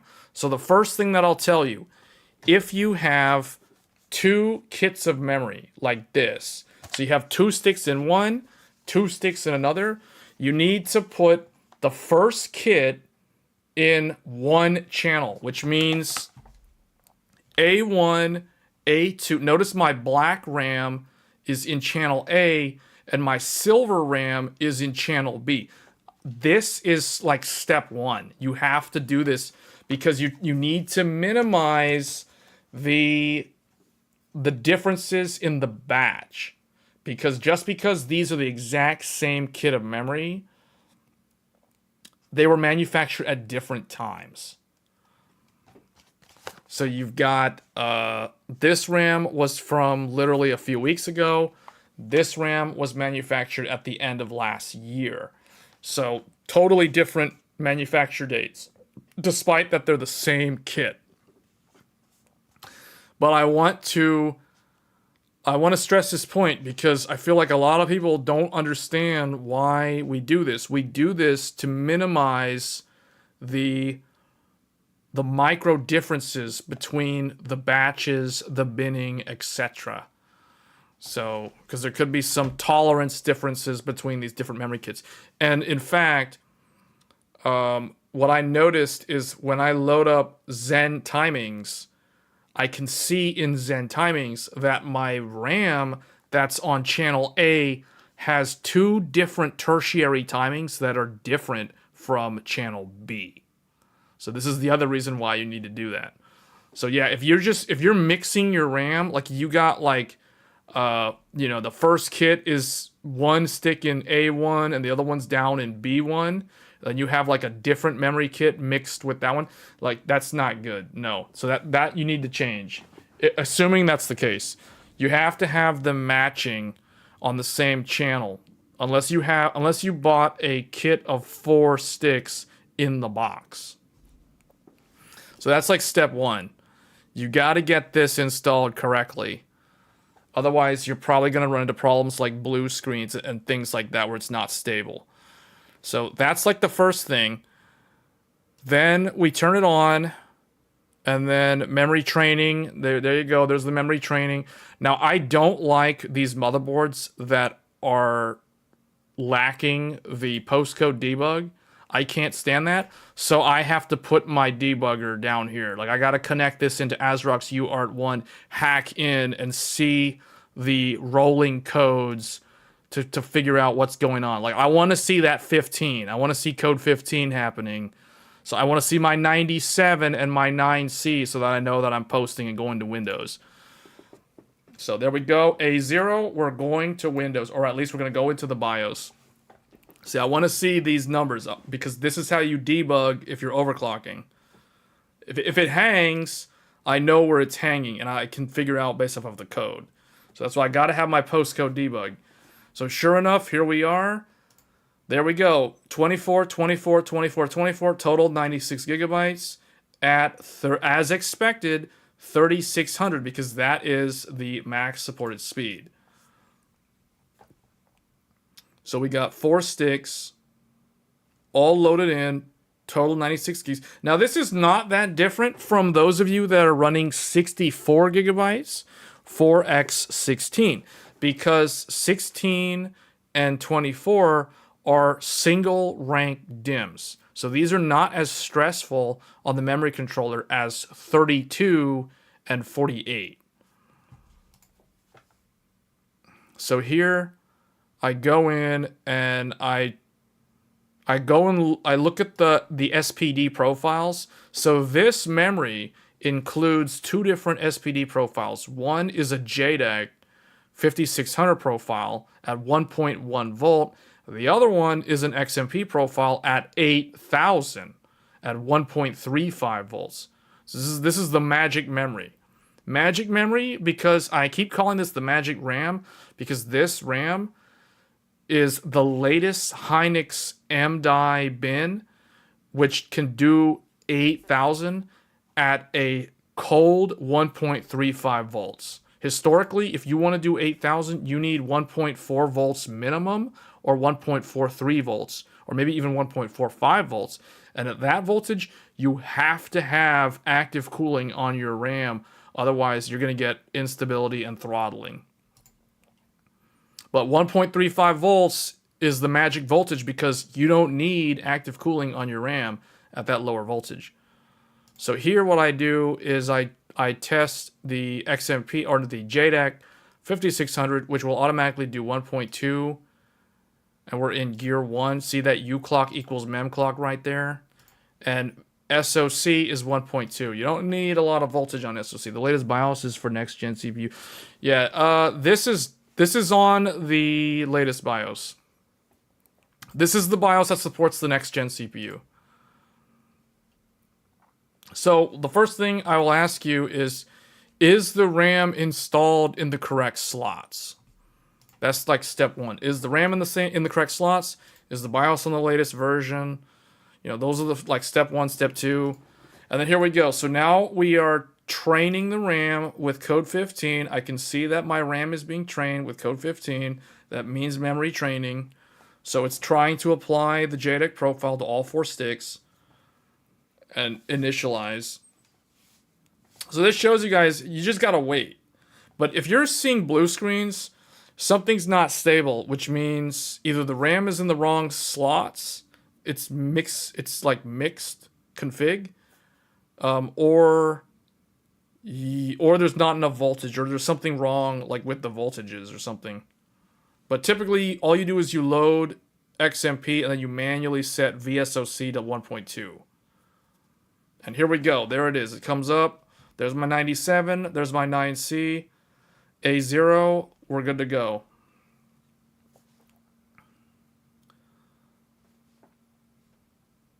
And bam, there you go. 5600 across 4 sticks. 96 gigs total. Now what I do, basically what I end up doing, just to kind of skip, okay, wait, that's the important part. So here what I do is I go in here and I manually set 6,000. So I up this profile to 6,000. And because I'm increasing from 56 to 6,000, I manually set the voltage to 1.25 volts. I give it like that 0.05 extra just in case, because I don't know if it's going to be stable at 6,000 at 1.2 volts. So I'm adding some voltage here.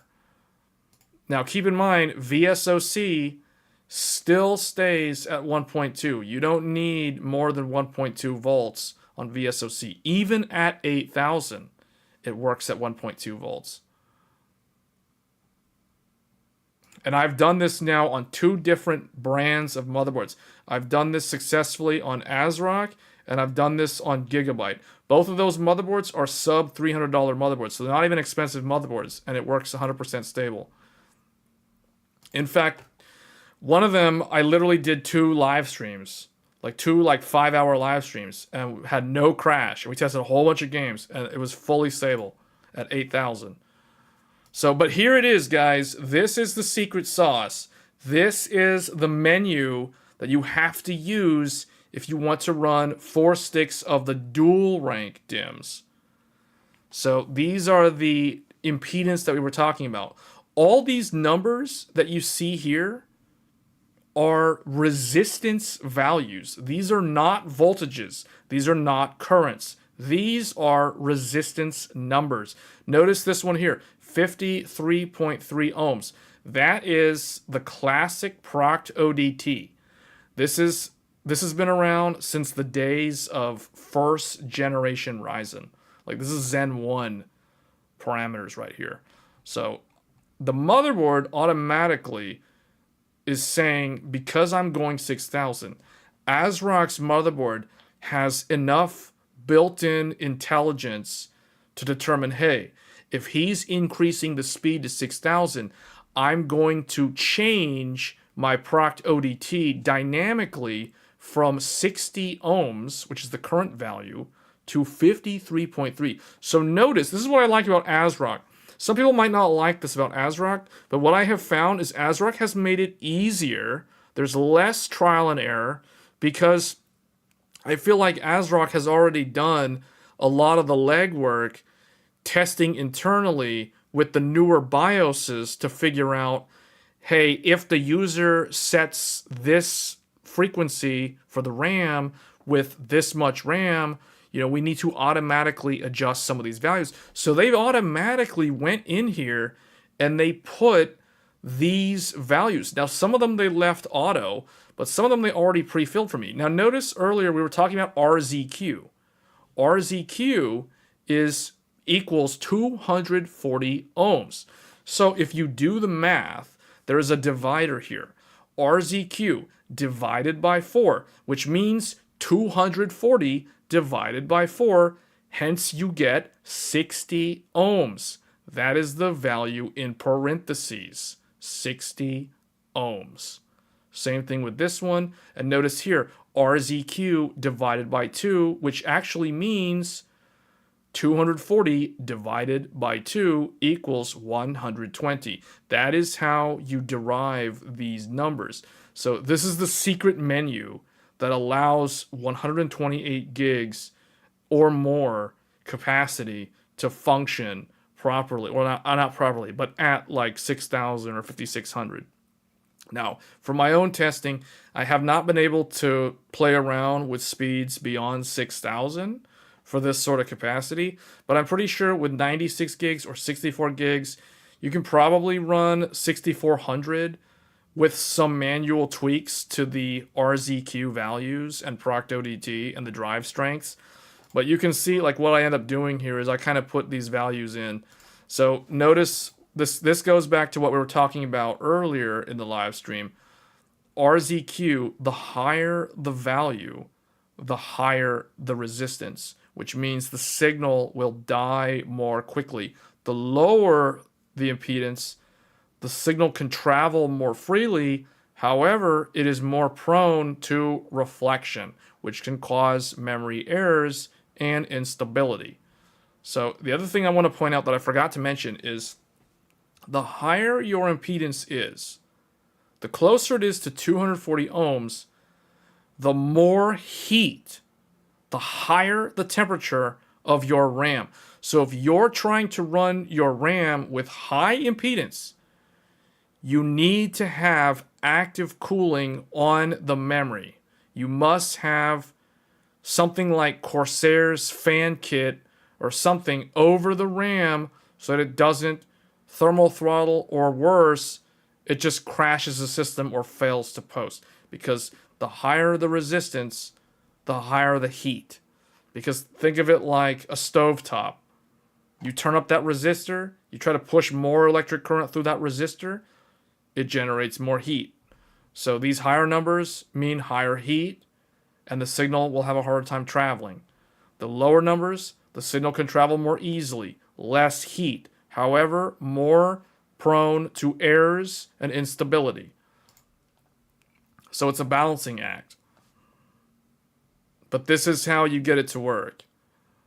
So if you guys were curious on 4 sticks of memory, especially the high capacity dual rank, here's your answer.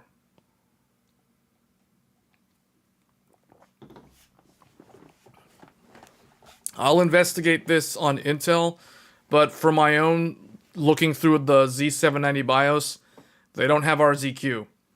You can't do RZQ adjustments. It's like an AMD exclusive, which means that running like 128 or 192 on Intel is like near impossible if you're trying to run higher speeds. At least with the current generation of motherboards and hardware. So,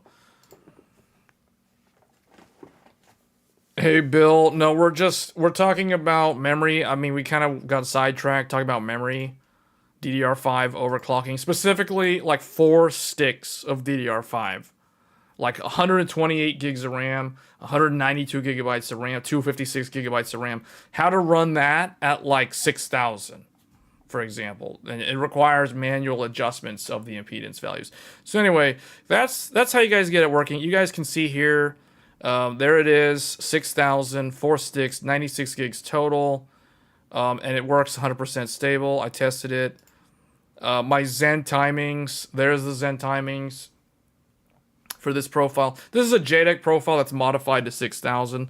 So it's, yeah, and if you want to manually tune the memory to get lower latency, like obviously like my TREFI is really low, but again, that's because I'm trying to do something that's easy enough to show people that you want to do this and you want to check that box and you just want to look at your 4 sticks of memory and all the RGB greatness. You know, you want it to look like this.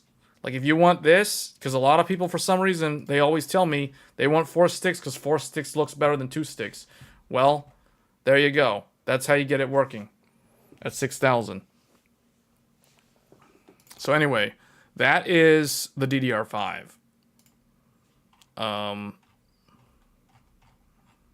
I don't even know how we got into this topic. I don't even know how I got it. We were talking about Intel instability, and somehow we went from talking about Intel instability all the way to overclocking DDR5 on Ryzen 7000. I don't know. I guess like somebody in the chat asked the question and we basically went off on a tangent for more than an hour. So I don't even remember when we started talking about it. It was a while ago.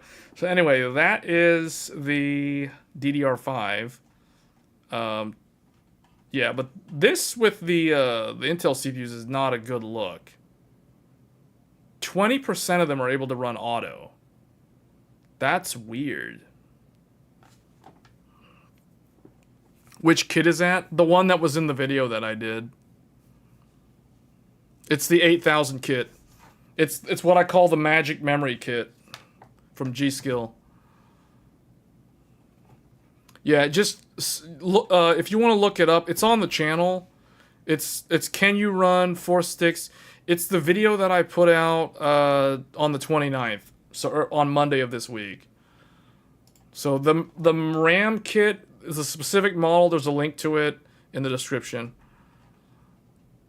Okay, so next story. So AMD stock price dips after the aftermarket lackluster first quarter earnings report. So AMD recently reported their earnings for Q1. So just like Intel, it was not the greatest.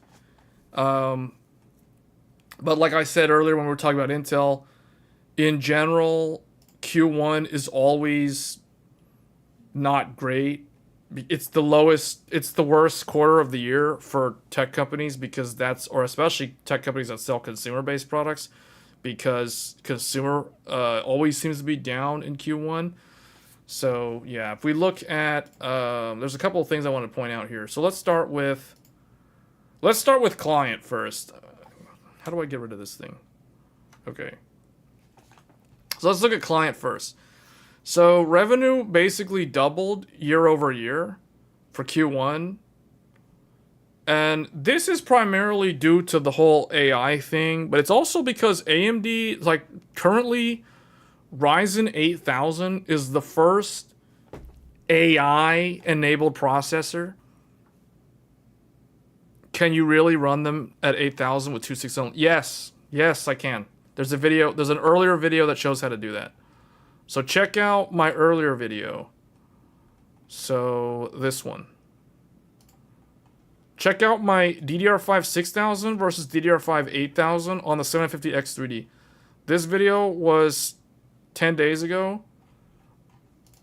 It's literally plug and play. You install the RAM. I thought it was going to be hard. You literally just put the RAM in, load the XMP profile.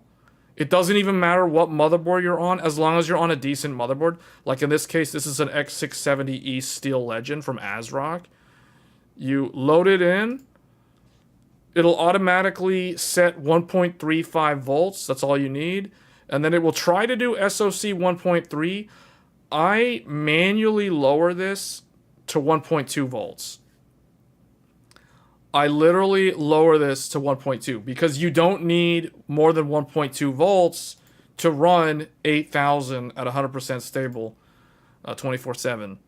So yeah, that's all you do. You basically do that. You watch it do its training. I gotta have my postcode debug. I gotta see what's going on. I don't like the little LED that blinks because I feel like it's just you're in the dark. You don't know what's going on. You assume it's gonna work. On Fi, its daily driver is stable at 8,000. Yes, it's stable, 100%. We've tested memtest 86. We tested memtest 64. I tested Forspoken. I literally did 2 live streams. Both of them were like 5 hours long. And I tested a bunch of games while live streaming, all on this same exact PC. Not a single crash, not a single hiccup. I've used sleep mode. Like, literally, the PC still runs at 8,000. Like, it's still doing the 8,000. In fact, I have another PC running another kit, because I have 2 of these, with a gigabyte board, also 100% stable at 8,000. It is easy mode. This is so easy mode. It's so easy. You literally just buy the 8,000 kit, you plug it in, you set 1.2 volts VSOC, it's automatically going to do the 1.35, and you just go. That's it. SoC voltage is CPU dependent. I mean, maybe. I've only ever used 1.2 for all the CPUs that I've tested, and they've all worked. Like my Threadripper is running 6400 across 128 gigs. VSOC's at 1.2. The ASRock board, this one, 1.2. Actually, this one, it's more like 1.18 or 1.19. If you look at it in hardware info. Gigabyte is the same thing. So, yeah, I've got a 750X3D using the ASRock with 8,000. I've got a 7800X3D using a gigabyte board. It's the Aorus Elite AX. Same deal. 1.2 volts VSOC, 100% stable, 8,000. Guys, the reason why this works is because of Gear 2 mode. We're literally leveraging Gear 2 mode. So it's not that hard when you think about it, because your U clock is equal to your F clock. Both of them are running at 2 gigahertz. So your U clock, your memory controller, is actually running at a lower speed when you're at 8,000 than when you're at 6,000. Just keep that in mind. That's why it's actually not that hard to do. But yeah, you want the full details, check out the video. The video goes over like all the this stuff that's happening. And then I do the benchmarks. I show you guys the benchmarks. I don't want to spoil my own video, so I would like you guys to watch the video. So I'm just going to leave it at that. But yeah, that's 8,000 on Ryzen. I'm still disappointed that I can't get it working on Intel, but I can get it working on AMD, even though the RAM is XMP RAM. Okay, 1.4 billion, blah, blah, blah. So this is mostly, they're claiming it's mostly Ryzen 8000, which, as you guys know, that's laptops. That's Ryzen Pro 8040. So there's a lot of Lenovo workstation laptops like ThinkPads that have Pro 8040 that was announced. That I think those are orderable now. I'm not 100% sure on that. And then HP obviously has a bunch of them as well. So client segment's doing pretty good. Threadripper's doing really good. It's very niche, but it's doing pretty good. Ryzen Pro, whatever. So, you know. All right, anyway. Data center is doing really good. Data center is doing really, really good everywhere except Intel's not doing that great. But AMD's doing amazing in data center. That's actually their strongest area right now. And NVIDIA is also doing really, really good in data center and enterprise. And that's because AMD and NVIDIA have the AI GPUs. AMD literally, they say here, record data center GPU sales with MI300 surpassing 1 billion in cumulative sales since Q4's launch. That basically means that they did, if you average that out, that's like 500 million in a quarter. So that is really good. That's really good considering like MI300, people have been waiting around for a long time for that. Then it finally hit the ground running, and yeah, there's a huge demand for it. Now I don't know how the AI market's gonna pan out over a longer period of time. Meaning, I don't know if this sort of growth is sustainable for AMD and Nvidia, for that matter, and to a lesser extent Intel, over the long period of time, because at a certain point I feel like a lot of this AI stuff is going to hit saturation and people are going to figure out how to monetize it. And if I were a startup company, maybe based out of China or something, I would be strongly considering how to develop ASICs that can do some of this AI inferencing or AI model training. But I don't know, like the GPU space is really where that resides. So, but more competition, more players in this space would be nice. But it would definitely eat into AMD and Nvidia's pie. Next gen Turin, which is basically Zen 5 for the server, is on track to launch later this year. So again, this is in line with what we've been talking about in the client segment, where Zen 5 is coming in a few months. So if you're thinking of building a PC or thinking of upgrading, wait until the summer. That's what I would say.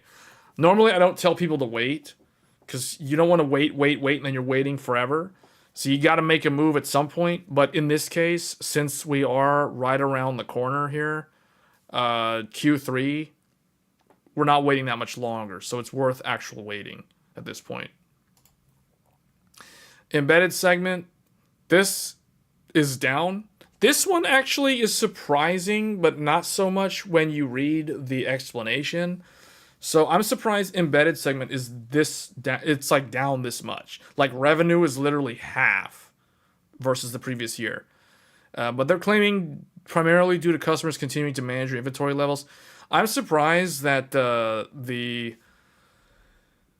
embedded segment is like that much lower though. Like that is concerning. I'm not sure why. But I guess like the main reason is manage your inventory levels, which means the customers overbought in this segment. And because of that, I think this is where I don't know if this is where the NEBS certified EPYC CPUs exist for like embedded like network equipment and that sort of thing. Not servers, but like embedded devices. More like industrial, more heavy duty markets. Not necessarily your typical client controlled. All right, and then finally, gaming segment is down. Gaming segment is down a lot. Some of this makes sense due to they cite lower semi-custom and Radeon GPU sales. So that means I have an explanation for that. One of the reasons for this, for Q1, is because of RTX 40 series Super Edition. So the the Super cards from NVIDIA, I think, put the brakes on the sale of the RDNA 3 cards. But I think it's fine because a lot of people that are in the know about the PC space are probably not buying anything right now, or they didn't buy anything during Q1 because they're waiting for the next generation. Like I told you guys in previous streams, the odd numbered years are the years that we typically get the next generation of hardware. And did I say odd? I meant even. The even numbered years are when we typically get next generation hardware. Think about this. 2020, we got Zen 3. 2022, we got Zen 4. And also in 2020, we got RDNA 2. And then in 2022, RDNA 3. So now here we are, 2024, an even numbered year. Guess what? Zen 5's on the way. RDNA 4 might be on the way. 50 series flagship is on the way. Intel's on the way. Like all this stuff is coming out. PS5 Pro is on the way. So the even numbered years, like if you're someone who's on an older PC from like 4 years ago, 3 years ago, at least 3 years or more, this is the year to consider upgrading. Not last year, not this first part of the year, but once the new stuff comes out. So you want to pay attention. You don't want to get caught into, 14th gen is the latest and greatest. Yeah, kind of, but not for long. It's technically last gen rebranded with an overclock, and it's not stable half the time. So yeah, I don't really want to go there again. We've talked about the Intel thing already, but the Intel 14th gen at this point is pretty much a scam because 15th gen is also coming this year. So it's like, don't be the person that bought the 7700K when the 8700K was going to come out in the second half of the year. You know, don't be that guy. Don't buy 11th gen when 12th gen comes out at the end of the year. So you'll have buyer's remorse. Unless you're someone who doesn't pay attention to technology and you're just going to be oblivious and ignorant to the reality. So, I mean, that's whatever. But good luck on the stability. You're going to have to do some tweaking there. So anyway, so revenue down, similar to Intel, although this one is surprising that it's down. It's literally half, which means 40 Super Series did make a dent, despite the GRE. But the GRE kind of like was not really marketed too much, and it was a product that was in the China market, and then it went global. But it's technically the best value GPU on the market now. And despite that, it's like the revenue is still way down. So I don't know. This is always, to me, it always seems like the gaming segment for AMD. And by gaming segment, notice here they define gaming segment as Radeon and Radeon Pro.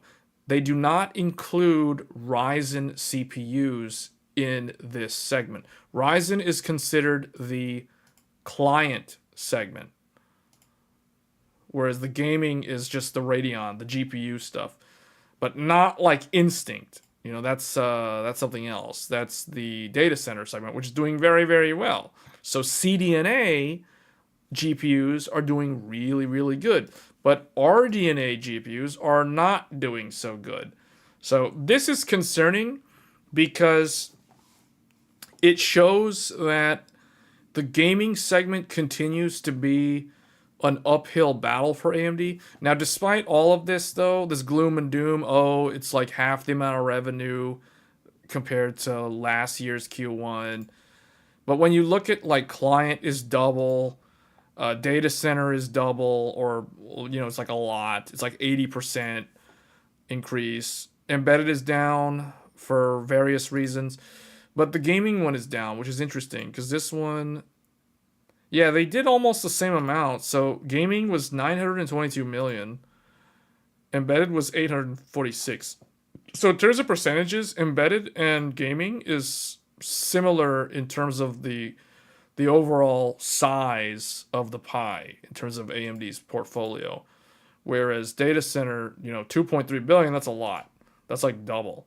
And then client was also 1.4 billion. So what this tells me, like if I was an industry analyst, meaning I'm not somebody who plays video games, I'm not somebody who edits videos in DaVinci Resolve, and I'm not someone who's using the product. Like if I'm someone who is literally analyzing these factors to determine whether or not AMD is doing well or doing poorly or somewhere in the middle, or is a good investment or a bad investment, like if I'm looking at these numbers and if I analyze this data, these are the conclusions that I would have based off of this set of data. Ryzen is strong. Threadripper is strong. Epic is strong. Instinct is strong. AMD's Xilinx acquisition was a very good move. Pensando is doing really good. Their cloud customers, their cloud segment is growing.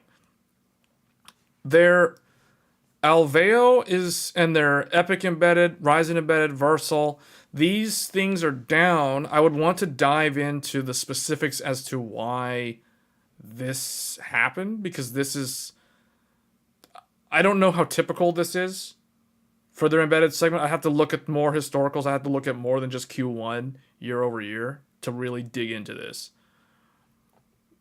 But to me, this looks, this I would want to question further why this is happening. But then when I look at the gaming segment, it's like, oh, the revenue's in half. So the conclusion here is that Radeon, the Radeon brand seems to have some challenges due to either external effects or their competitor is just outperforming them, which is probably the vast majority of the reason why this is down. And what are the factors that are causing this, like, to continuously happen, right? Is this something that always seems to happen? I don't know. They have some pretty good strategic highlights here. The GRE seems like it's really good.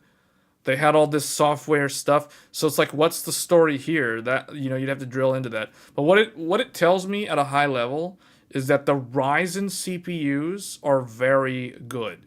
The Ryzen core architecture is very strong because client and data center are basically the CPU arm of the company. And the embedded and the gaming one in particular is the Radeon brand. This is the graphics side. So why is the graphics side having trouble when the CPU side's not having problems? Have you watched the Akuma trailer? No, I haven't. I haven't had a chance to. I didn't even know there was a trailer for Akuma. Really? I'll have to check it out now. Because the box is red and not green.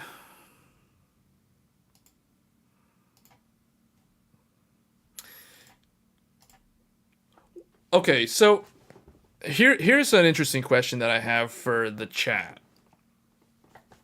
If you were in charge of the Radeon brand, think of yourself like if you worked at AMD as a product marketing manager, how would you respond to this? What would be your approach to this? Sounds like a job interview question. This is really weird. Like this stream is just going off the rails. Now it's like I'm like interviewing the chat for a job. Like I'm the interviewer. So put yourself in the shoes of a product marketing manager at AMD. If you were a product marketing manager responsible for the Radeon brand, what would you do? What would you do to fix this problem? Anyone have any ideas? Like, how would you address this? How would you determine, like, what is the problem? Is it just NVIDIA has better mind share? If that's the case, how would you address that? They can only market and drop prices so much, the product has to be good. Okay, so is the product not good? Like, what is that implying? That statement, they can only market and drop prices so much. The product has to be good. So is the product deficient in some fashion? Like, basically, if you're the product marketing manager responsible for the Radeon division, for the Radeon brand, how would you fix that? So to fix it, they need a better GPU. So what does that mean, though, a better GPU? A better GPU than what?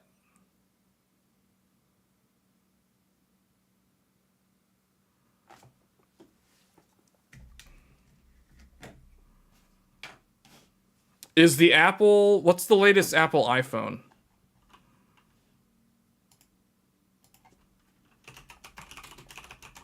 What's the latest iPhone?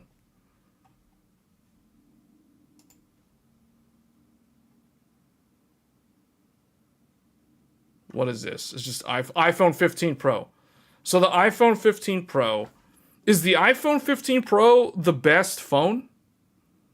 Is this the best phone? So if this is the best phone, like, what do you do to... If you're going to compete against this, how do you make a phone better than this? Change the color to green? Normies only buy the green box? Are you sure? That's what you would do? Well, hold on. Okay, hold on. That's a valid response. So you're telling me that if you were the product marketing manager at AMD, responsible for the Radeon brand, you would change the color from red to green? That's your answer. Change the color of the box to green.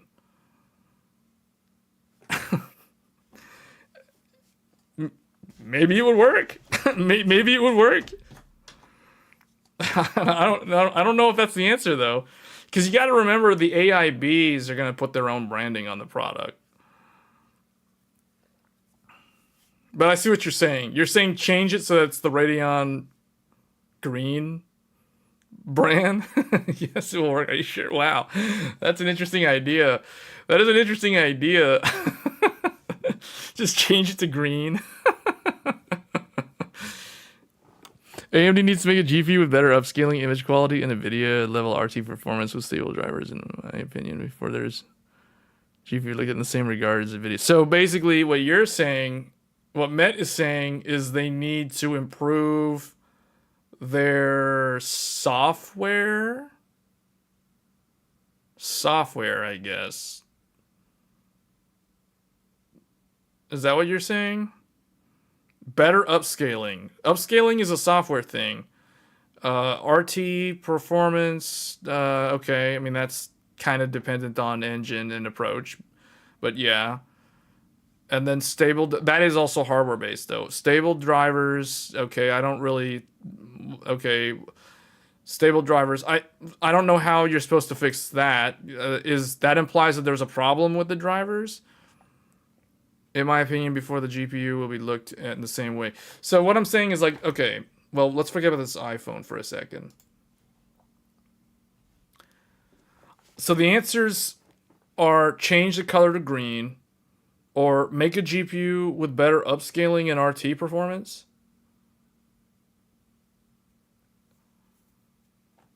You'd have to expand on that though, because I guess to follow up on that response, you mean to say that they need to make better, they need to have better upscaling and better RT at a similar price point to an equivalent NVIDIA card? I guess that's what you're saying. I think I like the change it to green. That's change it to green. Wow. Spend billions buying Rockstar and make GTA Radeon exclusive. Problem solved. Yeah, I don't know if that one's gonna work. One thing AMD can do is push APUs, so people just buy AMD and don't worry about buying a GPU. That's an interesting one. I don't know if that'll work just because the GPU's role is becoming more and more important. Because we've heard this argument in the past. Even from AMD, like way back when they first purchased ATI. You know, like the whole idea behind purchasing ATI was they would get into the graphics market, but they could also integrate ATI's graphics architecture into their CPU, then put that on die, which is what they did with APUs. And part of it was, oh, you would get, you know, better graphics performance with integrated graphics where you don't need a graphics card anymore. But the problem is there's only so much die space that you can fit on a CPU interposer or just the CPU die itself. So when it's like you're constantly stuck fighting against a purpose-built device that only is GPU and can devote all of its silicon space to GPU functions. So it's in the past, their APUs. Well, Trinity and Carrizo is exactly what they took the ATI stuff and made those things with that. Now, honestly, the APU, the graphics performance of Trinity and Carrizo was actually good. The bottleneck there was actually the CPU cores, because that was the bulldozer architecture back in the day. So all that stuff was pre-Ryzen. Hardware accelerated upscaling is why there is better image quality. No, I think Met, you're right. The hardware accelerated upscaling is why there's better image quality. Yeah, but see, that doesn't mean that you can't do software upscaling that can give you good results. The best example I can give you guys is Unreal Engine's TSR. TSR looks better than DLSS. TSR is the best looking upscaler that I've ever seen. It's better than XESS, it's better than DLSS, it's better than FSR3. I mean, TSR is really, really good. That's software based upscaling. And another example I can give you is live streaming. Live streaming on CPU using software based X264 historically was always better image quality at lower bitrate versus hardware based encoding.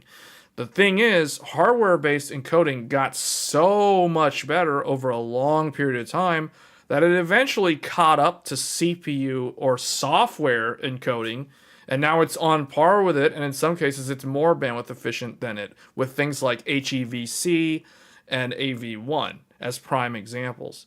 So that is to say that hardware accelerating something is not always going to give you, it's not a guaranteed better result than software.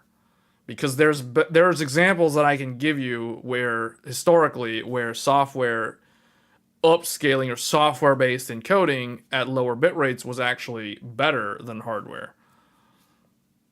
Anyone who has been live streaming in the early days of live streaming on Twitch or YouTube know exactly what I'm talking about. XESS has DP4A fallback that looks inferior.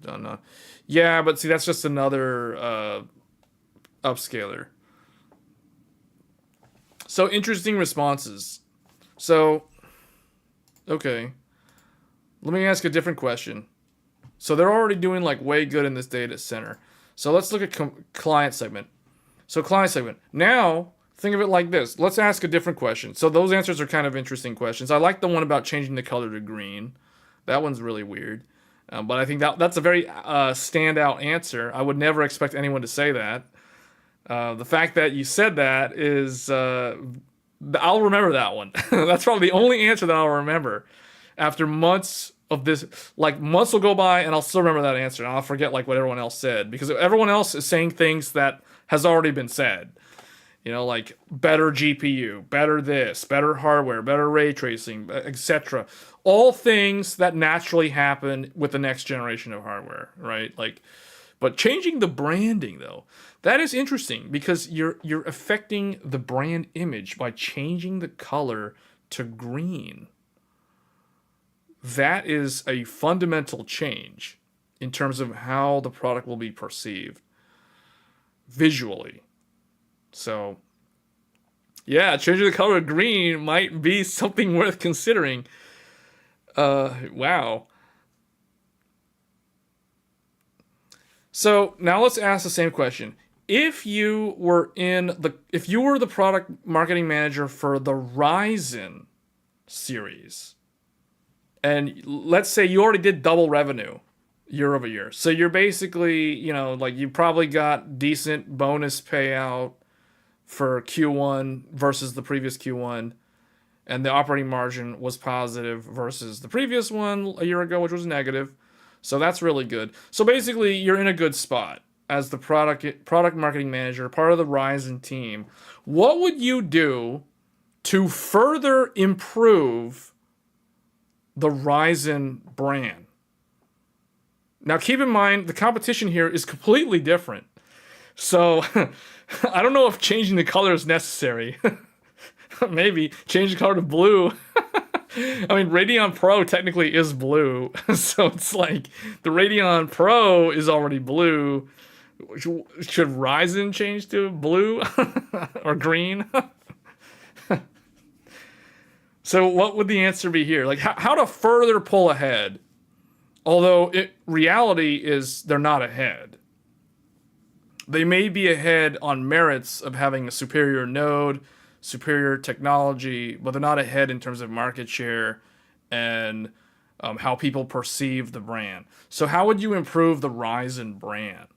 so that the average person who doesn't really know much about technology would recognize the Ryzen brand versus the classic Intel Inside branding.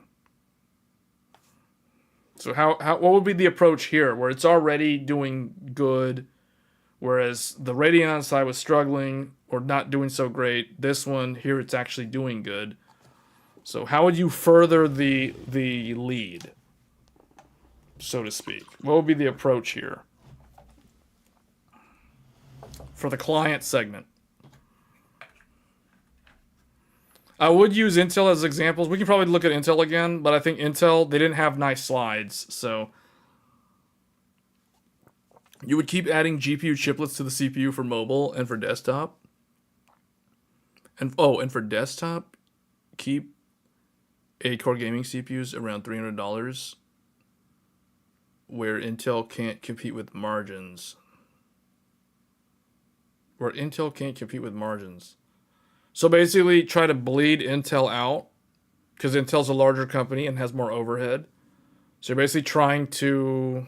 I see the approach. That's an interesting answer. Change the X3D SKU to the 9800X instead of 9800X3D to make it easier to know.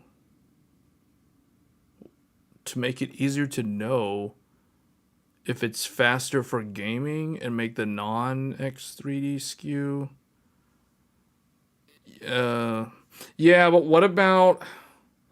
Okay, then what do you do about the 65-watt power limited one? The one that comes with the box cooler.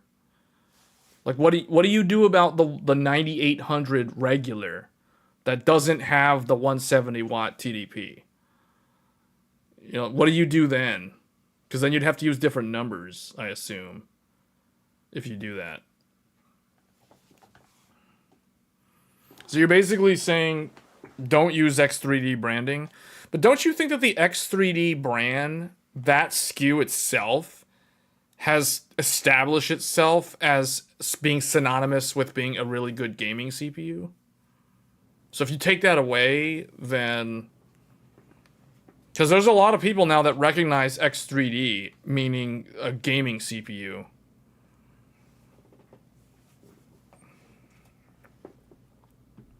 And the thing is, what would happen to the 65 watt? Like, what would you... Because you know how AMD will launch the ones that are 65 watt TDP and they come with a box cooler? What do you do with those? How do you address that? If you're basically saying shift the branding all down one tier in terms of how they're named, but then what do you do with, you know what I'm saying? Like, the X3D branding is already synonymous to best gaming CPU. Yeah, but he's saying get rid of the X3D branding. He's saying basically the 9800X will be an X3D CPU. And there is no 9800X3D. There's just 9800X. So then and 9800 would be the equivalent of like a non-X3D 9800. But you know, there's the high power one, and then there's the low power one. The low power one ships with a box cooler. Like, what's that gonna be called if you do that? X3D is here to stay. It's the new i7. Yeah, it's pretty much the new i7. Considering the fact that, oh, spoiler alert, the i7's going away. That brand's going away, guys. Just FYI. Spoiler alert. No insider knowledge. Just the truth. There's no such thing as i7 next year. It's going away. The brand's going away, at least. So, but yeah, X3D is going to stick around. i7's not going to stick around. That brand's going away. There's going to be no more i. Intel's tired of like having the i brand, apparently, because of Apple. So they're killing off the i brand. No more i7, no more i5, no more i9. It's only going to be Core. The Core Ultra or Core 9 Ultra, Core 5 Ultra. You could change the low. I mean, if it's all Ultra, then it seems like what about the non-Ultras? So we'll see what Intel does with the branding, but it's going to be really interesting. You could change the low power to 9700. Okay, yeah, maybe something like that.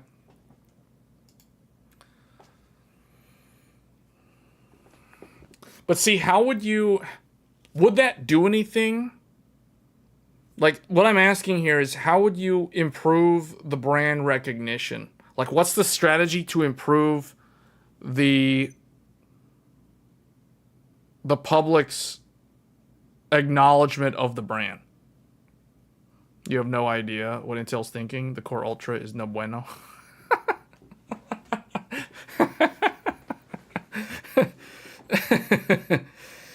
Yeah. No, guys, it's because Pat Gelsinger was like, do you guys remember what he did? He got up on stage at Intel Tech Day and he did a push-up, or maybe he did like 2 or 3 push-ups.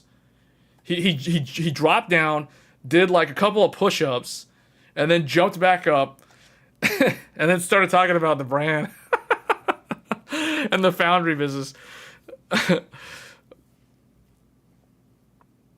I don't think there's much AMD needs to do for the Ryzen brand. I think they do need to do a lot. Radeon needs more focus on marketing than Ryzen. I think Ryzen needs more marketing and Radeon needs more innovation. So this is okay. Now I'll give you my take on this. So if I was in charge of the Ryzen brand, I would probably look at where are the bottlenecks in terms of the public's perception, or I guess the public's interaction with the brand. Like, where are the gaps? Like, if someone goes into a Best Buy and they look at a bunch of normie laptops from HP and Lenovo, you know, those Idea pads or those Microsoft Surface Pro, whatever, and they see the Intel sticker on one of them, and then they see the Ryzen sticker on the other one.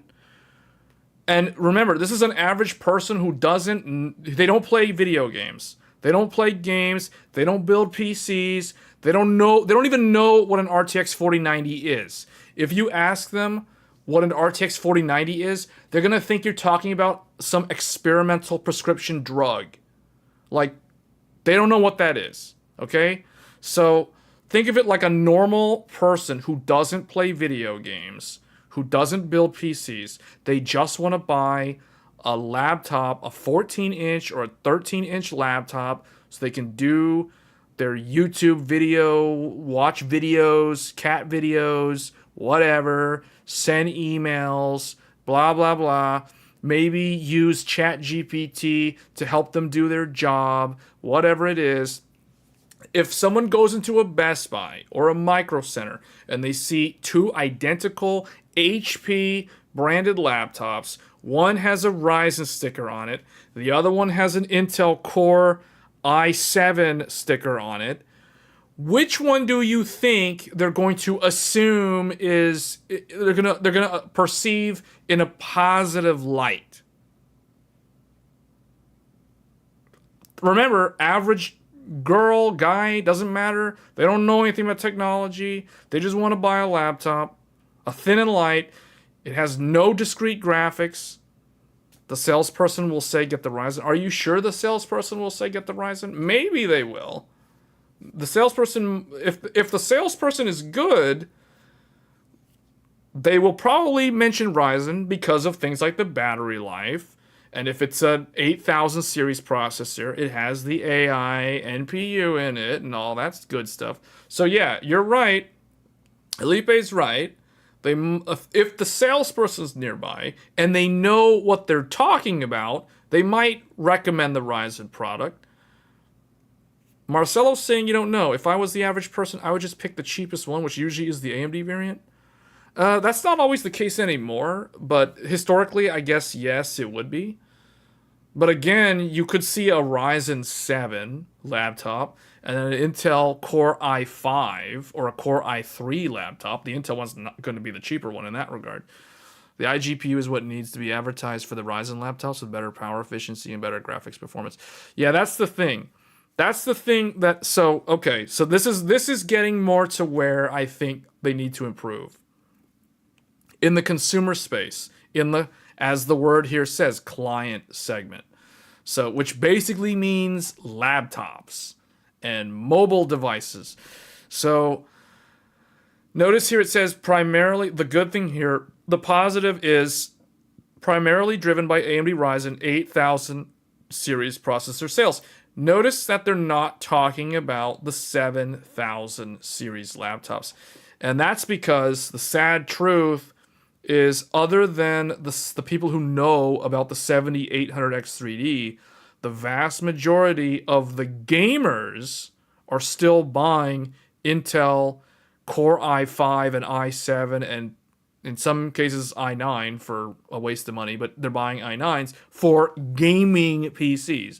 And oftentimes these are pre-built PCs. So they're ordering them from like Falcon Northwest or CyberPower or one of the other ones, or they're just buying an HP Omen or a Dell Alienware pre-built that ships with a Intel Core i9 14th gen best gaming CPU ever, you know, like. So that's why Intel's still outperforming AMD in the CPU, the desktop CPU segment, mostly due to pre-builds, using 13th gen and 14th gen, especially since 14th gen. Somebody in one of my live streams, someone in the chat said that Intel motherboards are better because they have Wi-Fi 7. That is like the biggest facepalm. I mean, I understand why they're saying it's because the 14th gen Z790s ship with Wi-Fi 7. But FYI, so do the Threadripper motherboards. It's just because those motherboards came out the end of last year.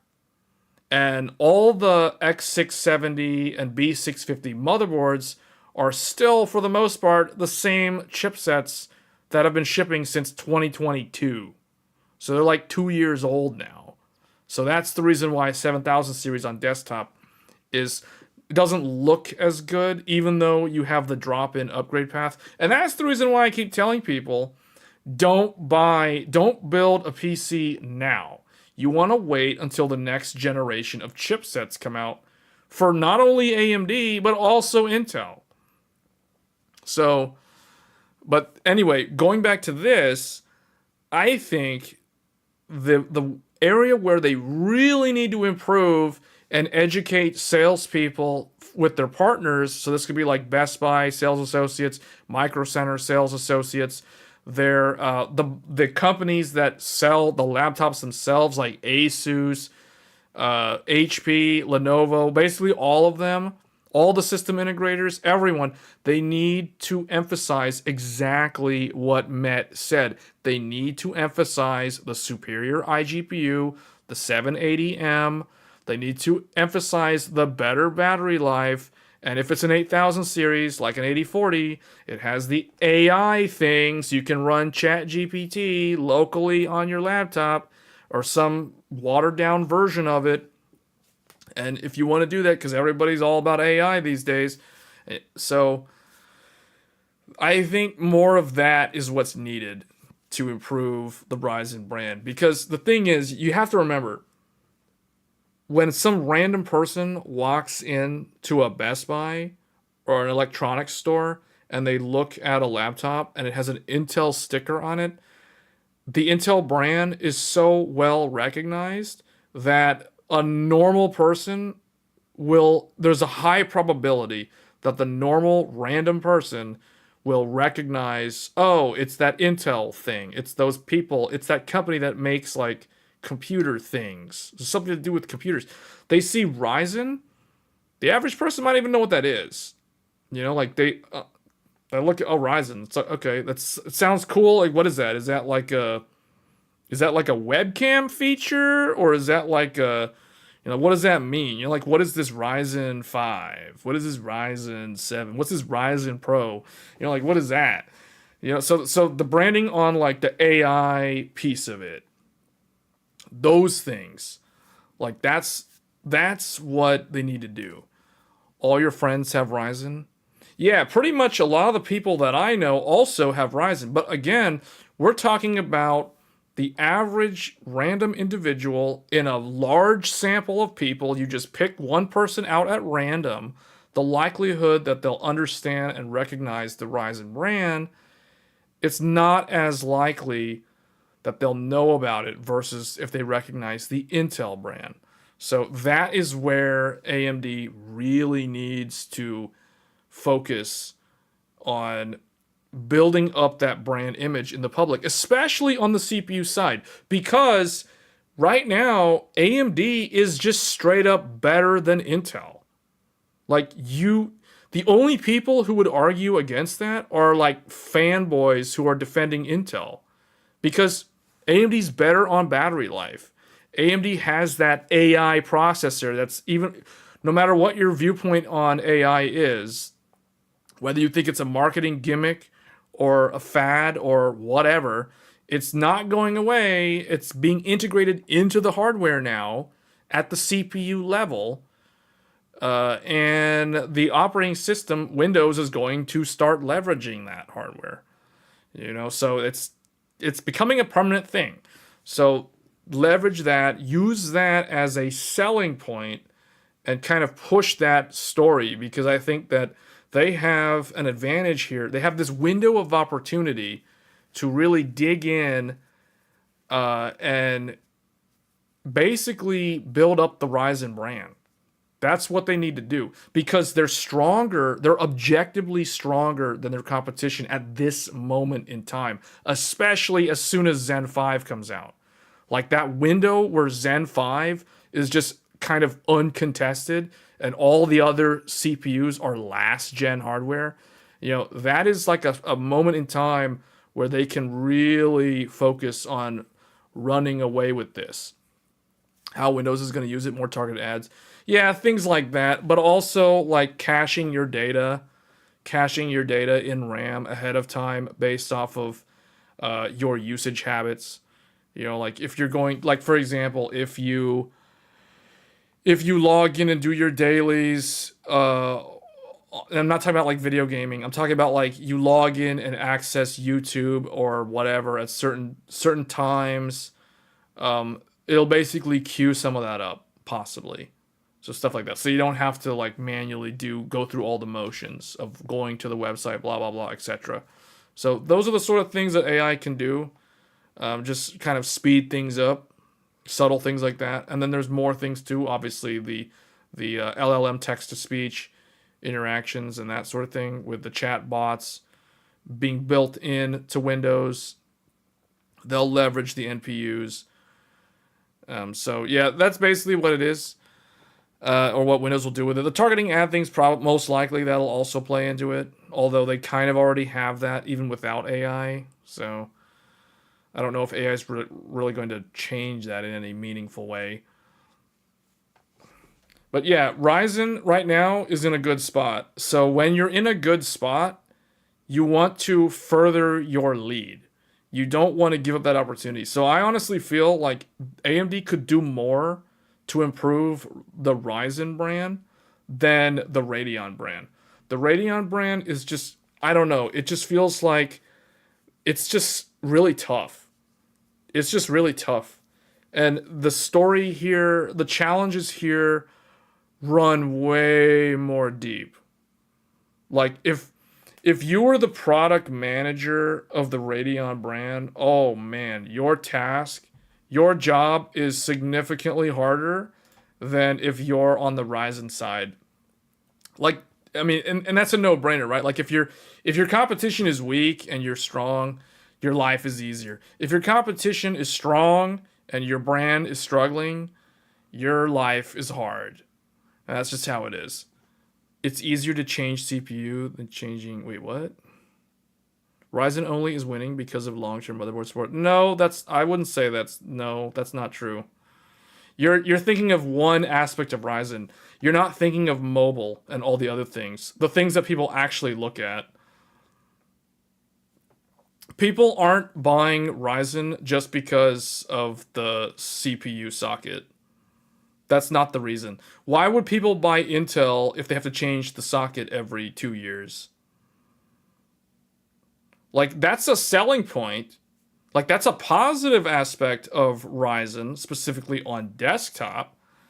But that's not the only reason why they're winning. No. No, that's a very narrow view. You're not seeing the big picture. There's way more factors at play.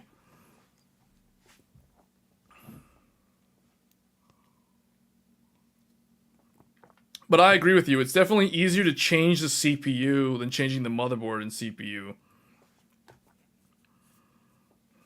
You don't have to deal with reactivating Windows, for one thing. Ryzen's winning because they outperform Intel in many situations for half the price and using only 1/3 of the power. Are they really half the price, though?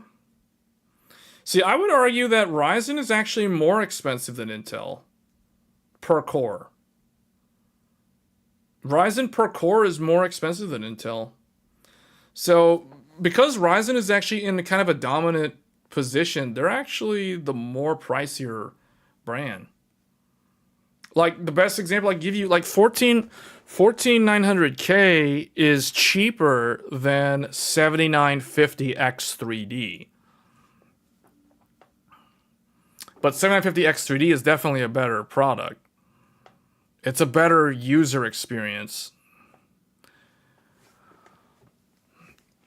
I wouldn't say Ryzen is half the price. That's not true. Intel's actually the one that's more. I would say Intel's a lower price.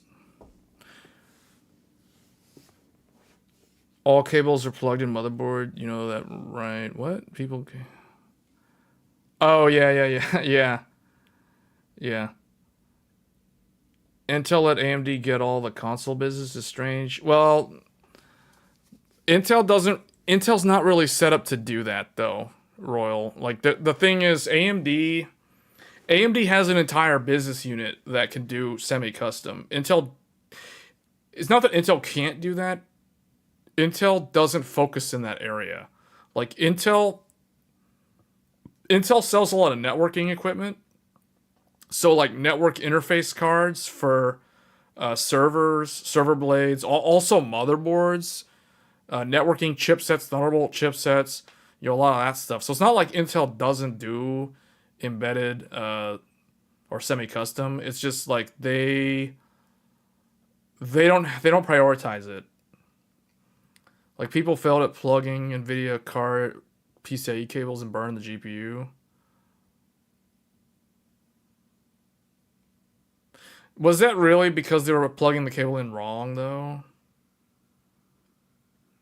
I don't know about that. I feel like there's so many of those problems. You start wondering, like, is it really user error for every single one of those?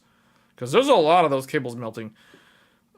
I think it was more like IBM let AMD gobble up the console business. At one point in time, nearly every console had a Power PC.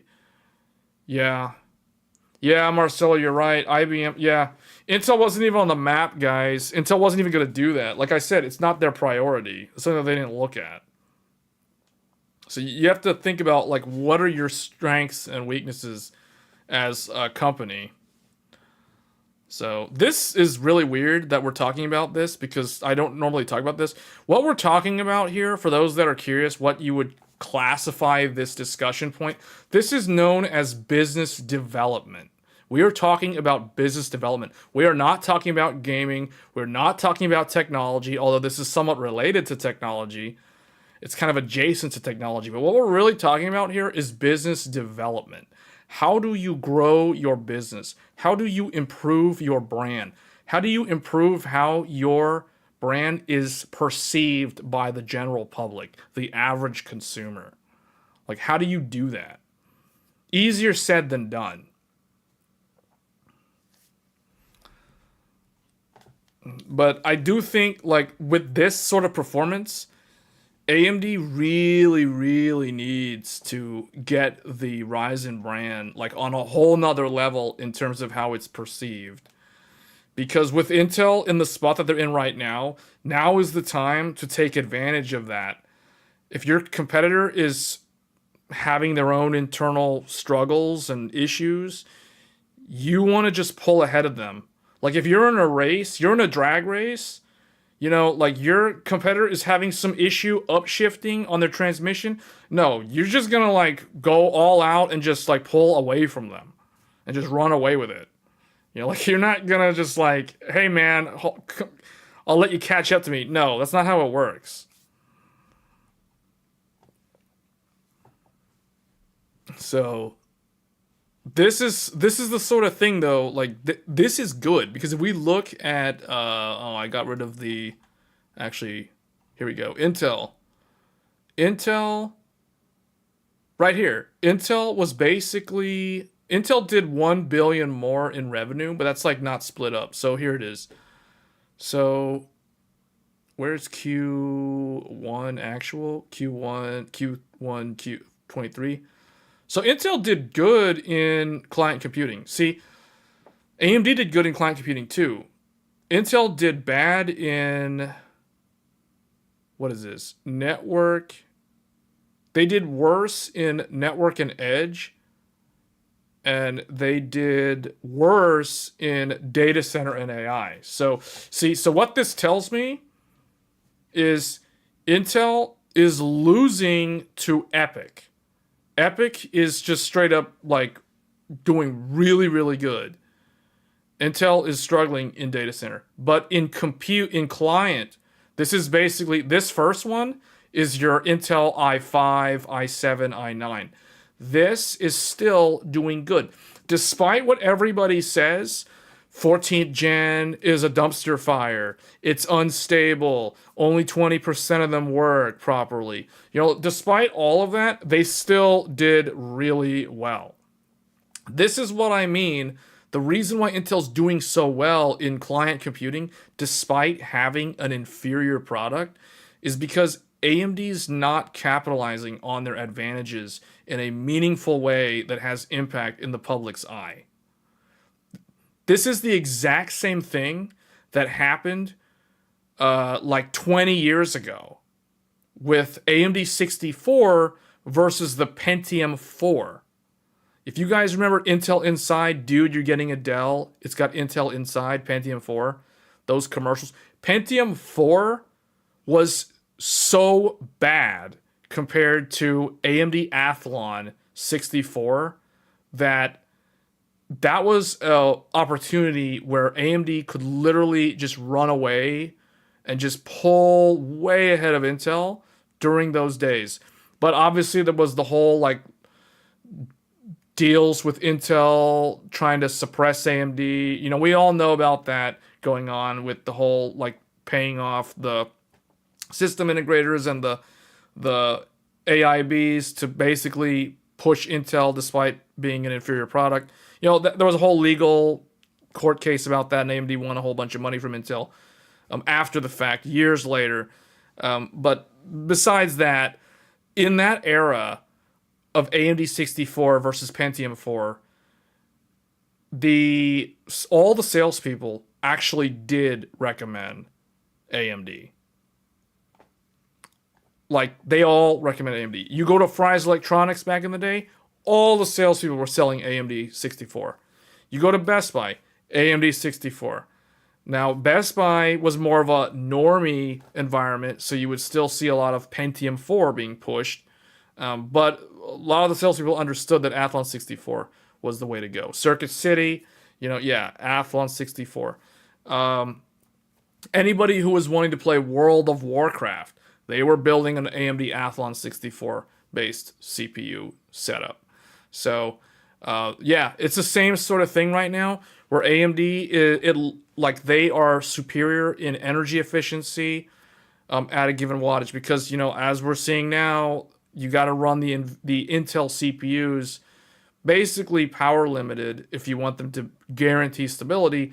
And as I've shown in my video, when you do that, you lose about 15% performance when you do that.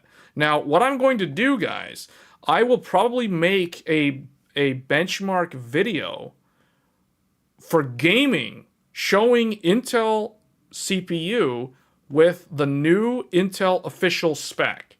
So we're going to show what a 13900K, yes, we have a 13900K, yeah, I've got one. We're going to use this, we're going to run it at the Intel default power spec, the real power spec, not the stupid motherboard unlimited power. We're going to run this thing at the way it's supposed to run per Intel. We're going to compare this with the 7950X3D. Maybe I will also throw in the 7800X3D, although I don't like comparing i9 to 7800X3D, because in my opinion, the correct comparison against 7800X3D is the i7 CPU. So I typically don't compare 7800X3D to an i9. I will compare with a more price appropriate rival, which would be the 7950X. And then I may also throw in the regular 7950X non-X3D and see how a properly power limited 13900K handles games versus AMD. Now, the only question is, what do I do about memory? Because my AMD CPUs can run at 8000 on the RAM, no problem, 100% stable. The Intel can't even post at 8000 on my 13900K. So I don't know what to do there. I'll probably just run them at the stock RAM, like meaning 56 on Intel and 52 on AMD, because that's the max supported speeds. So we'll probably do that. And then we're going to see how it scales. So I'm probably going to do that because I think that's probably an interesting video. No, that is fair to AMD. AMD's official spec is 5200. You mean... Because, see, what's not fair is if I take this and do 8000, because it can do 8000, but I don't do 8000 on this because this cannot do 8000. What's hilarious is that AMD can actually run higher speed DDR5 a lot more easily than Intel can, which is really, really weird. I don't understand that. Like, this is like the opposite of what everybody has been saying. But apparently everybody doesn't know what they're talking about, because no one has actually tried to do it.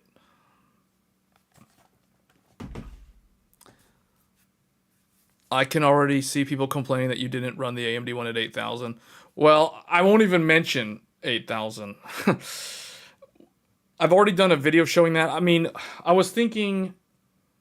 I could do like 2 sets of results, but that would be kind of dumb. Like if I do AMD at 52 and then AMD at 8000 and then have Intel at like 5600, you know, I don't think it, I'm not gonna go there. That's just gonna be weird. No, I'm not gonna do that.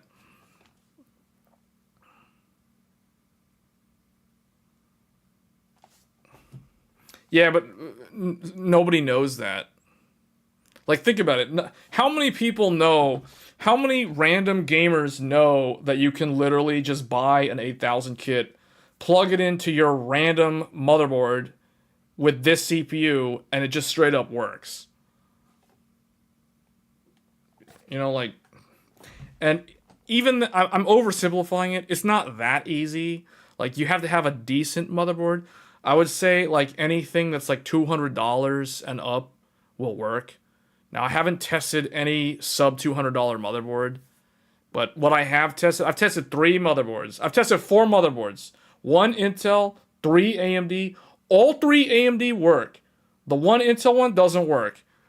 And I think it's the CPU. I don't think it's the motherboard. The Intel motherboard is a $500 motherboard. Z790. And it can't do 8000? I don't think so. I think there's something... I think it's the CPU. I know it's not the RAM because the RAM works on 3 different Ryzen CPUs. Which CPU can easily run 8000? All the AMD ones. Literally all of the AMD ones. Literally all the AMD ones. The probability that it doesn't work is actually pretty low. Hey, Flavor, go watch the video. Go watch my video. DDR5 6000 versus DDR5 8000. I go over like the whole setup, everything. It's basically plug and play. You load the XMP. It's so easy. You don't have to do anything. VSOC is 1.2 volts. It's a joke how easy it is.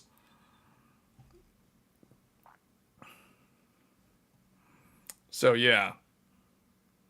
Yeah, but I'm thinking, did we cover all the main things? Oh yeah, I guess we did. Yeah, that's everything that I want to talk about.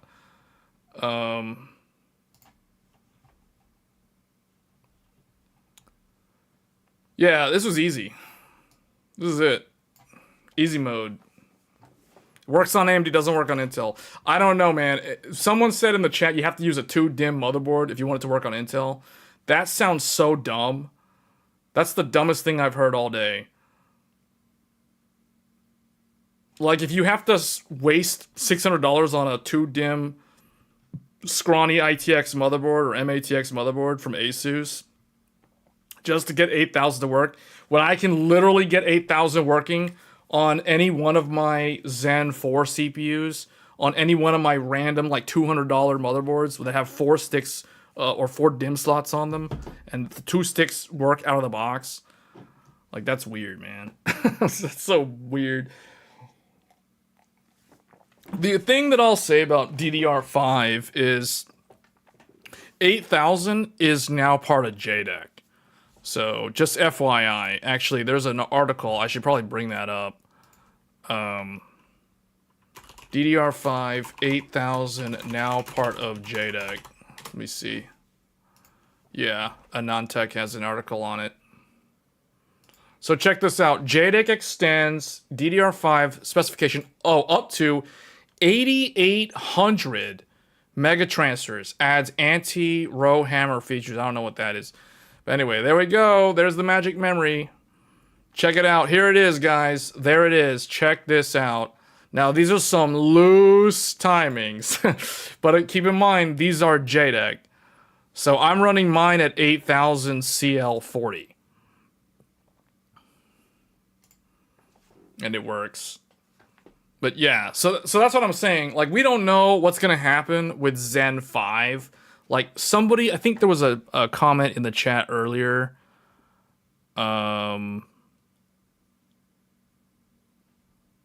About, I remember I kind of glanced over it earlier. Someone said something about, there was a rumor that Zen 5 was supposed to support like 6400 on the RAM.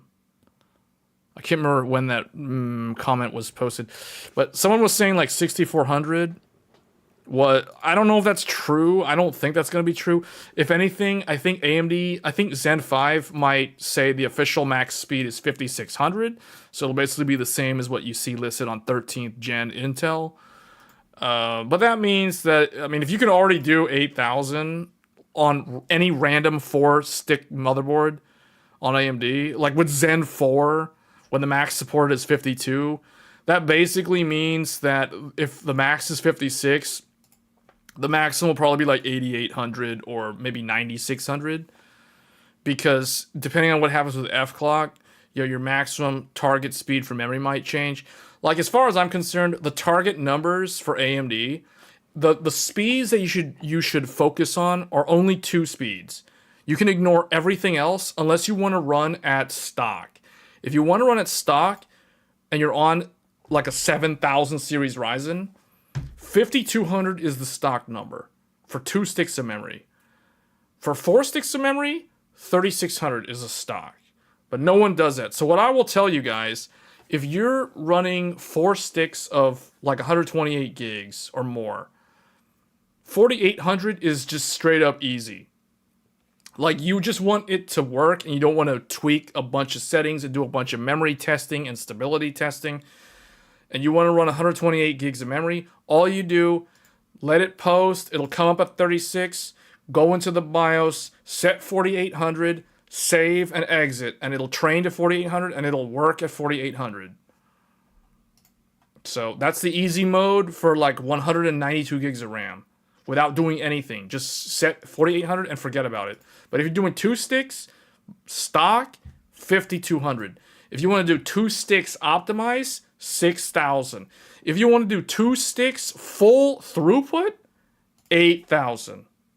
Those are the numbers. 52, 6000, and 8000.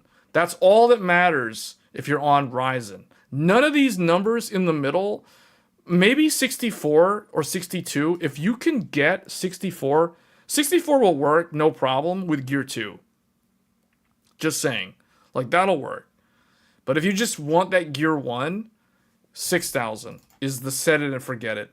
If you want to try for like 62, 64, see if you can do Gear 1, that's going to require trial and error. I run 6400, but I'm running in Gear 2 mode. That's what I run on my 2DIMM 2x48 config. So, but 8,000 is the next magic number in terms of ratios. Because here, look, 6,000 Gear 1 means U clock and M clock are the same. 8,000 changes things. At 8,000, you're leveraging Gear 2, which means U clock and F clock are the same speed, which basically turns the CPU into mimicking the behavior of like the previous generation of Ryzen. And that is the reason why 8,000 is actually pretty easy to do on AMD, contrary to what you may have heard other people say. And I've proven this multiple times. So we've done live streams with 8,000 stable, 100%, testing a bunch of different games for over a 5-hour period. And no problem. I've run memtest 64 in the OS and memtest 86 out of the OS for hours. And it works. Not a single error. So, you know, I know I'm just one person, but I'm not going to tell you guys something that doesn't work. Like, I'm not going to tell you to do something if it's not going to work. If I can't get it to work, I'm not going to talk about it. Case in point. I can't get 8,000 to work on my 1300K, so I'm not going to do a video about it. What am I going to do? Make a ranty video and complain about how Intel's memory controller is garbage and the silicon lottery is all over the place? Oh, and you can't change impedance values? So, like, running 4 sticks of memory on this at high speeds is a nightmare? But it just kind of works on this? So, I don't know. You know what I should do? I just thought of another idea for a video. Memory training. Memory training speeds. Intel versus AMD. DDR5. Who's faster at memory training? I already know the answer. The answer depends on how much RAM you're running. Because let me tell you something. Spoiler alert. People who think Intel doesn't take long to train memory, they've never tried to train 128 gigs of RAM on an Intel with DDR5. It's long. It takes a long time.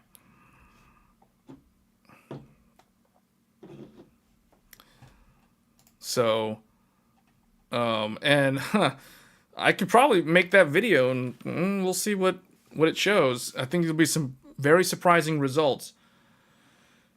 All right, so, oh, you're still running the 7950X. Maybe one day go to 7800X 3D to get performance increase. No, for you, Flavor, the thing is you would go to a 7950X 3D, not a 7800X 3D. Why would you do that? Like, you wouldn't go down in core count. You would stay the same. The correct thing to do, though, is forget about the 7800X 3D. We already know that Zen 5 is coming out in a few months. So it's basically Q3 at this point. So the correct upgrade path for you is not a 7800X 3D, possibly not even 7950X 3D. It would be like the Ryzen 9000 series. That is your upgrade path. That is the drop-in socket upgrade that Osby was talking about earlier. So you're no longer doing video editing. That doesn't matter though. Like, 7950X 3D is still better than... It's still better to have the 7950X 3D over the 7800X 3D. Like, I mean, I'll tell you, like, if someone offered me 7950X 3D over 7800X 3D, I would take the Ryzen 9, like, 100% over the Ryzen 7. 100%. But at this point, I would just wait for the... Zen 5. Because those are most likely going to be unveiled at Computex, which means we are 1, 2, 3, 4. We are like 5 weeks away from the unveil. So I expect between now and the first week of June, we're going to start seeing more and more leaks, more and more info is going to start leaking out regarding the Zen 5 stuff. And maybe the Intel stuff gets announced too, but I think that's coming later. because Intel literally launched 14th gen a few months ago. So why are they going to do a double launch so fast? It's just going to make them look even worse in the public's eye. But the thing is, well, I don't know where they're at in terms of like how ready they are to go to market, but what I can tell you guys is the sales teams for the retailers like Micro Center and Best Buy and all the system integrators, they're already being trained by Intel. Intel is already actively out in the field training and educating the sales teams for their partners and retailers on the new Intel branding scheme, like the new structure. Gone are the days of the i7 and the i9 and the i5 and even the i3. And soon forthcoming will be the Intel Core Ultra branding. They are being trained on it now.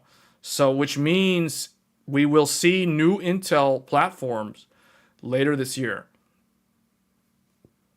You're going to wait until Intel comes out. Maybe it will surprise us, but I'll probably choose Ryzen. Yeah, the Intel stuff is going to be interesting because it's going to be their first attempt at chiplets. The 285. I think there was already like an article about the Intel branding. Wasn't there?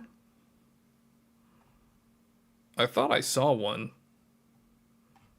Somewhere. Intel Core Ultra. Here it is. There it is. Intel, is this it? Intel Arrow Lake Desktop, Arrow Lake S, reportedly based on 8+16 and 6+8 dies. Aims entry level segment. Oh no, Arrow Lake is, yeah. Why did they say entry level? Here we go. Intel Core Ultra. They're going back to the 200 series. Arrow Lake S is on the 20 angstrom node. Okay, so there they are. So you can see it's going to be, well, if these are true, you have, wait, where are they? What is this? This is all the old stuff. Where's the new stuff? This is all Coffee Lake. What is all this? This is all the old stuff. Panther Lake, Arrow Lake. Okay, Arrow Lake. Intel 20A, TSMC N3, 24 core, 24 thread. Now, there's a rumor that Intel is getting rid of hyperthreading, which is funny because somebody in the chat earlier was mentioning how Athlon 64 was better, it was faster, but hyperthreading was useful. And now they're supposedly abandoning hyperthreading altogether. So what that means is what you see stated is the total core and thread count. So if it's advertised as an 8 plus 16, that's literally 24 core, 24 thread. You know, it's not 24 core, 32 thread like the old i9. So it'll be interesting to see what they do with that, because if they really get rid of hyperthreading, then their P cores lose that 2 thread per core function that they historically have had for a long time, like a long time. Hyperthreading's been around for a long time. Now, one of the reasons why, what I heard was, if they're going away from hyperthreading, they're getting rid of it because of security vulnerabilities. If you guys remember Spectre and Meltdown and all those security vulnerabilities with Intel CPUs, that's one of the reasons why they're dropping hyperthreading, for that reason. Well, that was what I heard. I don't know if that's true, but that was the only reason that was given that made sense as to a possible explanation for why they're not using hyperthreading on the new CPUs. Their single core performance will be stronger, maybe, if they drop hyperthreading. I guess, but doesn't that also mean that their multi-thread will suffer? We'll see. I don't know. We don't know if it's... I don't think it's confirmed if hyperthreading is going away. That's what I've heard. I mean, there's multiple articles. I think even this article mentions that. because it also mentions like the 24 core, 24 thread, whereas Raptor Lake was a 24 core, 32 thread. So they were able to match AMD in thread count, even though their E-cores couldn't do 2 threads. So, yeah. So anyway, that's the reason why, like, anytime I think of i9, I always will only really compare it with a Ryzen 9 16 core, because they're both 32 thread processors, and they're both in the same price category. I don't like taking a $350 to $400 CPU like a 7800X3D and comparing it to like a $550 i9. I think that's an unfair comparison, because depending on how you look at it, you can make it look good or bad both ways. You can make Intel look really bad, that you have to spend $200 more to compete with a more energy efficient and cheaper product from AMD.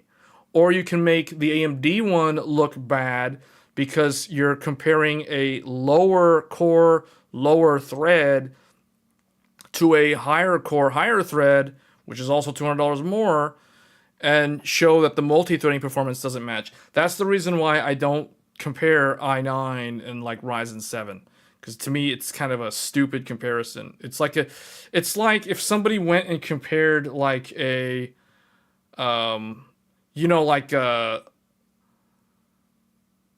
what's an example? Like, to use cars as an example. If someone compared like a Honda Civic to like a Ford Mustang, you know what I'm saying? The Ford Mustang is the Intel i9. The Honda Civic is the 7800X3D. One of them uses way less fuel. One's more fuel efficient, etc. One has a bigger engine. It's got like more cores, more cylinders. You know what I'm saying? So I don't like those comparisons because I don't think it's the correct product segment.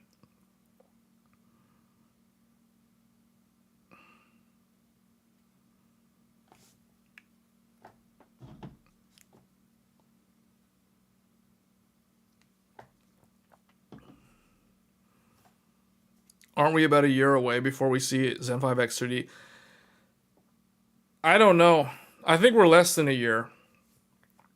I don't know when Zen 5 X3D comes out. See, this is the sort of thing, though, that shows me that AMD... This goes back to what we were talking about earlier in the stream, about the brand recognition of Ryzen. AMD is in a stronger position compared to Intel right now, when you think about it, in terms of the product itself. I'm not talking about, ignore mindshare, ignore the fact that the average normie knows the Intel brand and may not have heard of the Ryzen brand. Forget about all the marketing and the mindshare. Just look at the two products in a vacuum, in outer space, with nothing around them. You have higher power consumption for the same performance versus lower power consumption for the same performance. So you look at that. That puts AMD in a... That basically gives AMD the high ground to use a Star Wars Episode 3 Revenge of the Sith. AMD is basically Obi-Wan and Intel is Anakin Skywalker, in Episode 3. Anakin, I have the high ground. They have the high ground right now because you start talking about X3D. So it's like Zen 5 can come out, and then depending on what the Intel Core Ultra does, AMD can either pull or push out the X3D launch as a reaction. Basically, another way to put this is AMD is in the same position that NVIDIA was in against Radeon.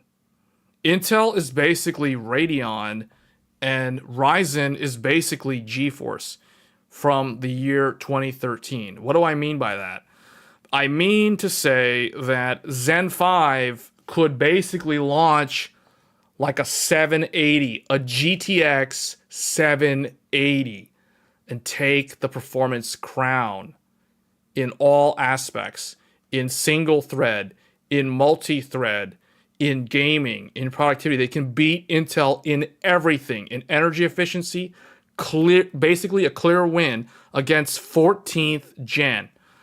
Then Intel, later in the year, can launch Core Ultra, aka the Radeon RX 290 or the Radeon R9 290X, the Hawaii GPU flagship of 2013, and retake the performance crown from the GTX 780, because that's exactly what happened in 2013. First there was the 780, then there was the R9 290X, the world's fastest GPU, for like 1 month.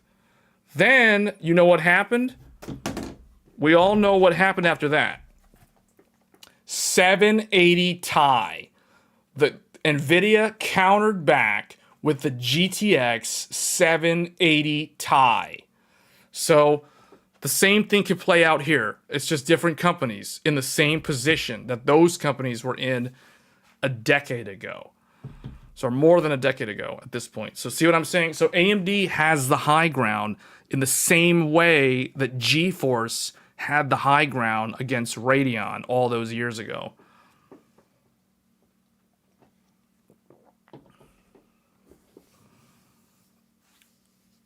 Zen 5 is a big little design. We don't know what that is. We don't know. They could do multiple different iterations. They could do all big, they could do all little, they could do big little.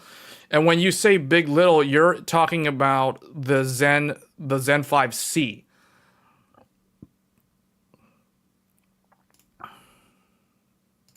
That's a whole nother topic for like a whole nother hour. That'll add like a whole nother hour to the stream. Why are GPUs using monolithic? Why are they not using chiplets? Well, I mean, AMD's GPUs are using chiplets. At least the higher end ones are. Sort of. Look at the 7900 XTX. That's got chiplets. It's got GCD and MCDs. The chiplet stuff started way back. In order to understand the history of chiplets, you got to go back and look at Radeon graphics cards from almost a decade ago. That's the way you learn that.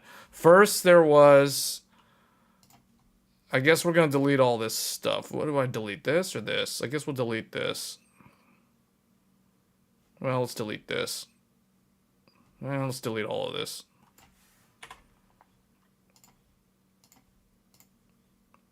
First, so I guess history of chiplets. We're just going to write it all.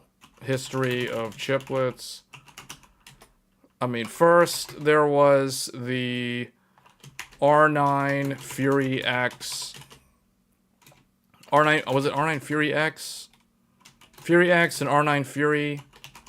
These graphics cards from the Radeon team, they had HBM on an interposer. That was the first product. It wasn't really chiplets at the time. That was basically the first attempt at interposer design that was successful. So that was R9 Fury X, R9 Fury. Then there was the RX Vega 64 and the 56. Then there was Ryzen 3000, basically Zen 2. Then we know what happened after that. Then there was the Epic stuff. Then we're not going to list those. Ryzen 5000, Zen 3, and then the list goes on from there. So this is basically how it started out.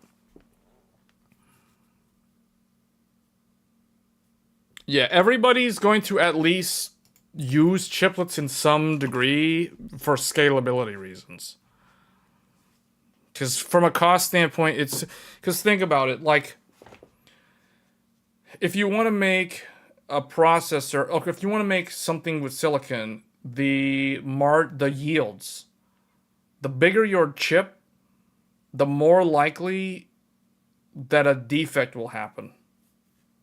So how do you reduce the defect? You make the chip smaller, so it's less likely to be damaged. However, if you want to make a big chip and reduce the yields or improve the yields without sacrificing the overall total size of the chip, you break it up into chiplets. And then you assemble the chiplets together as a bigger chip. That's basically what they're doing.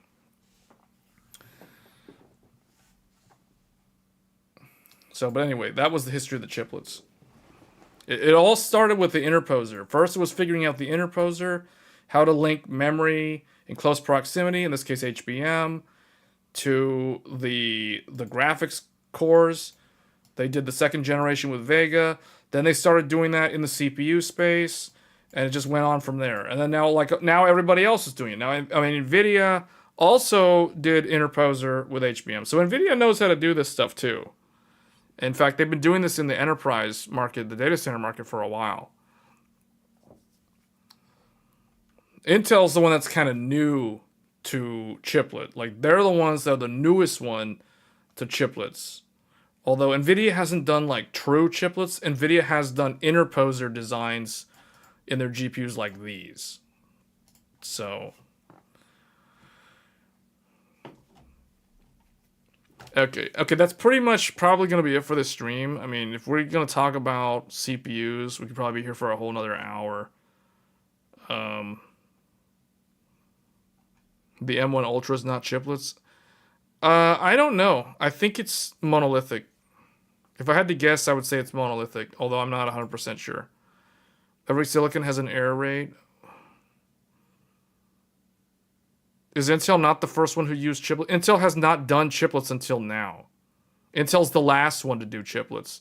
Name a product from Intel that uses chiplets. Name one.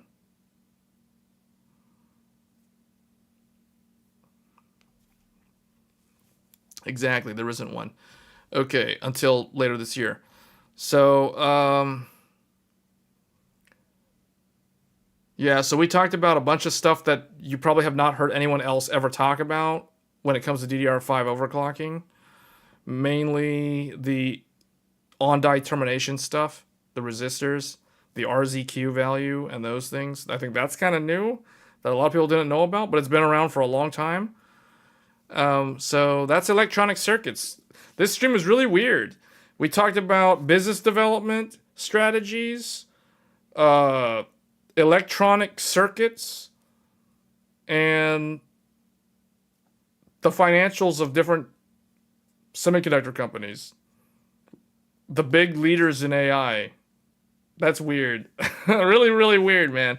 You don't know, someone said so. I'll search it up. Okay, but I don't think there is. So, okay. No, I didn't say it. Because I know the entire timeline. See, the thing that you'll notice about my take on a lot of these things is it's all based on history. It's almost like I'm a historian because I use history to predict with high degree of accuracy when to expect things to play out when they will. And I've usually been right. I have a pretty good track record of calling things correctly when they come out. Price points too. Maybe not price points. I'm not as accurate with price points. But I'm typically pretty accurate when it comes to expecting when a product is going to launch without having to look at any leaks or anything. And the reason why that is because I just look at the history. I understand the timeline of when previous generation parts were first to market.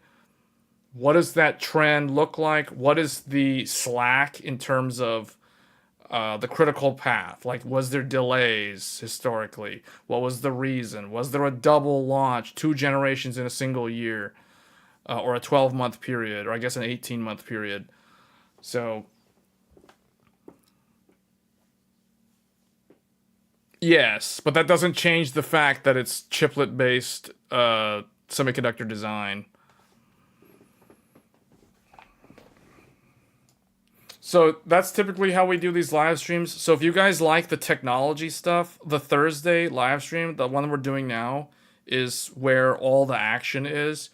Sometimes I do weekend live streams, depending on availability, but those live streams are more focused on gaming, the gaming side, because we do cover gaming on this channel, as the name sort of implies.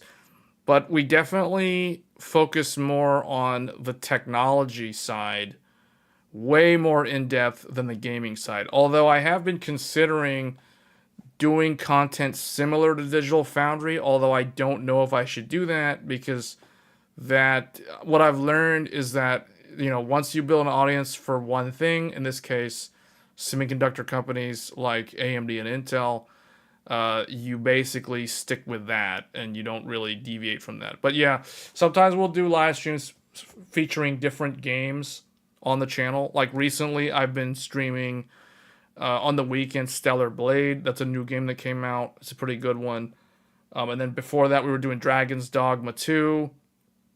And before that we were doing a whole bunch of games from earlier in the year, like a Dragon Infinite Wealth, the Grand Blue Fantasy Relink, Tekken 8, and a little bit of Power World, but that was an early access game. So I'm going to see how that matures before we revisit that. But yeah, that's what we cover on this channel. If you guys like this sort of content, feel free to subscribe to the channel. It does, if you hit the notification button, you'll know when I go live. Because sometimes the weekend live streams are not set in stone. Like, I may or may not do those. So the only way that you'll know if I go live is if you have notifications turned on. Otherwise, the weekly live show every Thursdays, I answer questions, basically what we talked about today. It's always like this. Someone will randomly ask something, and then we'll go off on like a 40-minute tangent about how something works or whatever. So if you like the content, please like the video. It does help me out. I don't want to nag my viewers too much on that. I don't put those things in the videos that tell you to click on the subscribe button, all that stuff. But I feel like if you like the content, you should feel inclined to do that.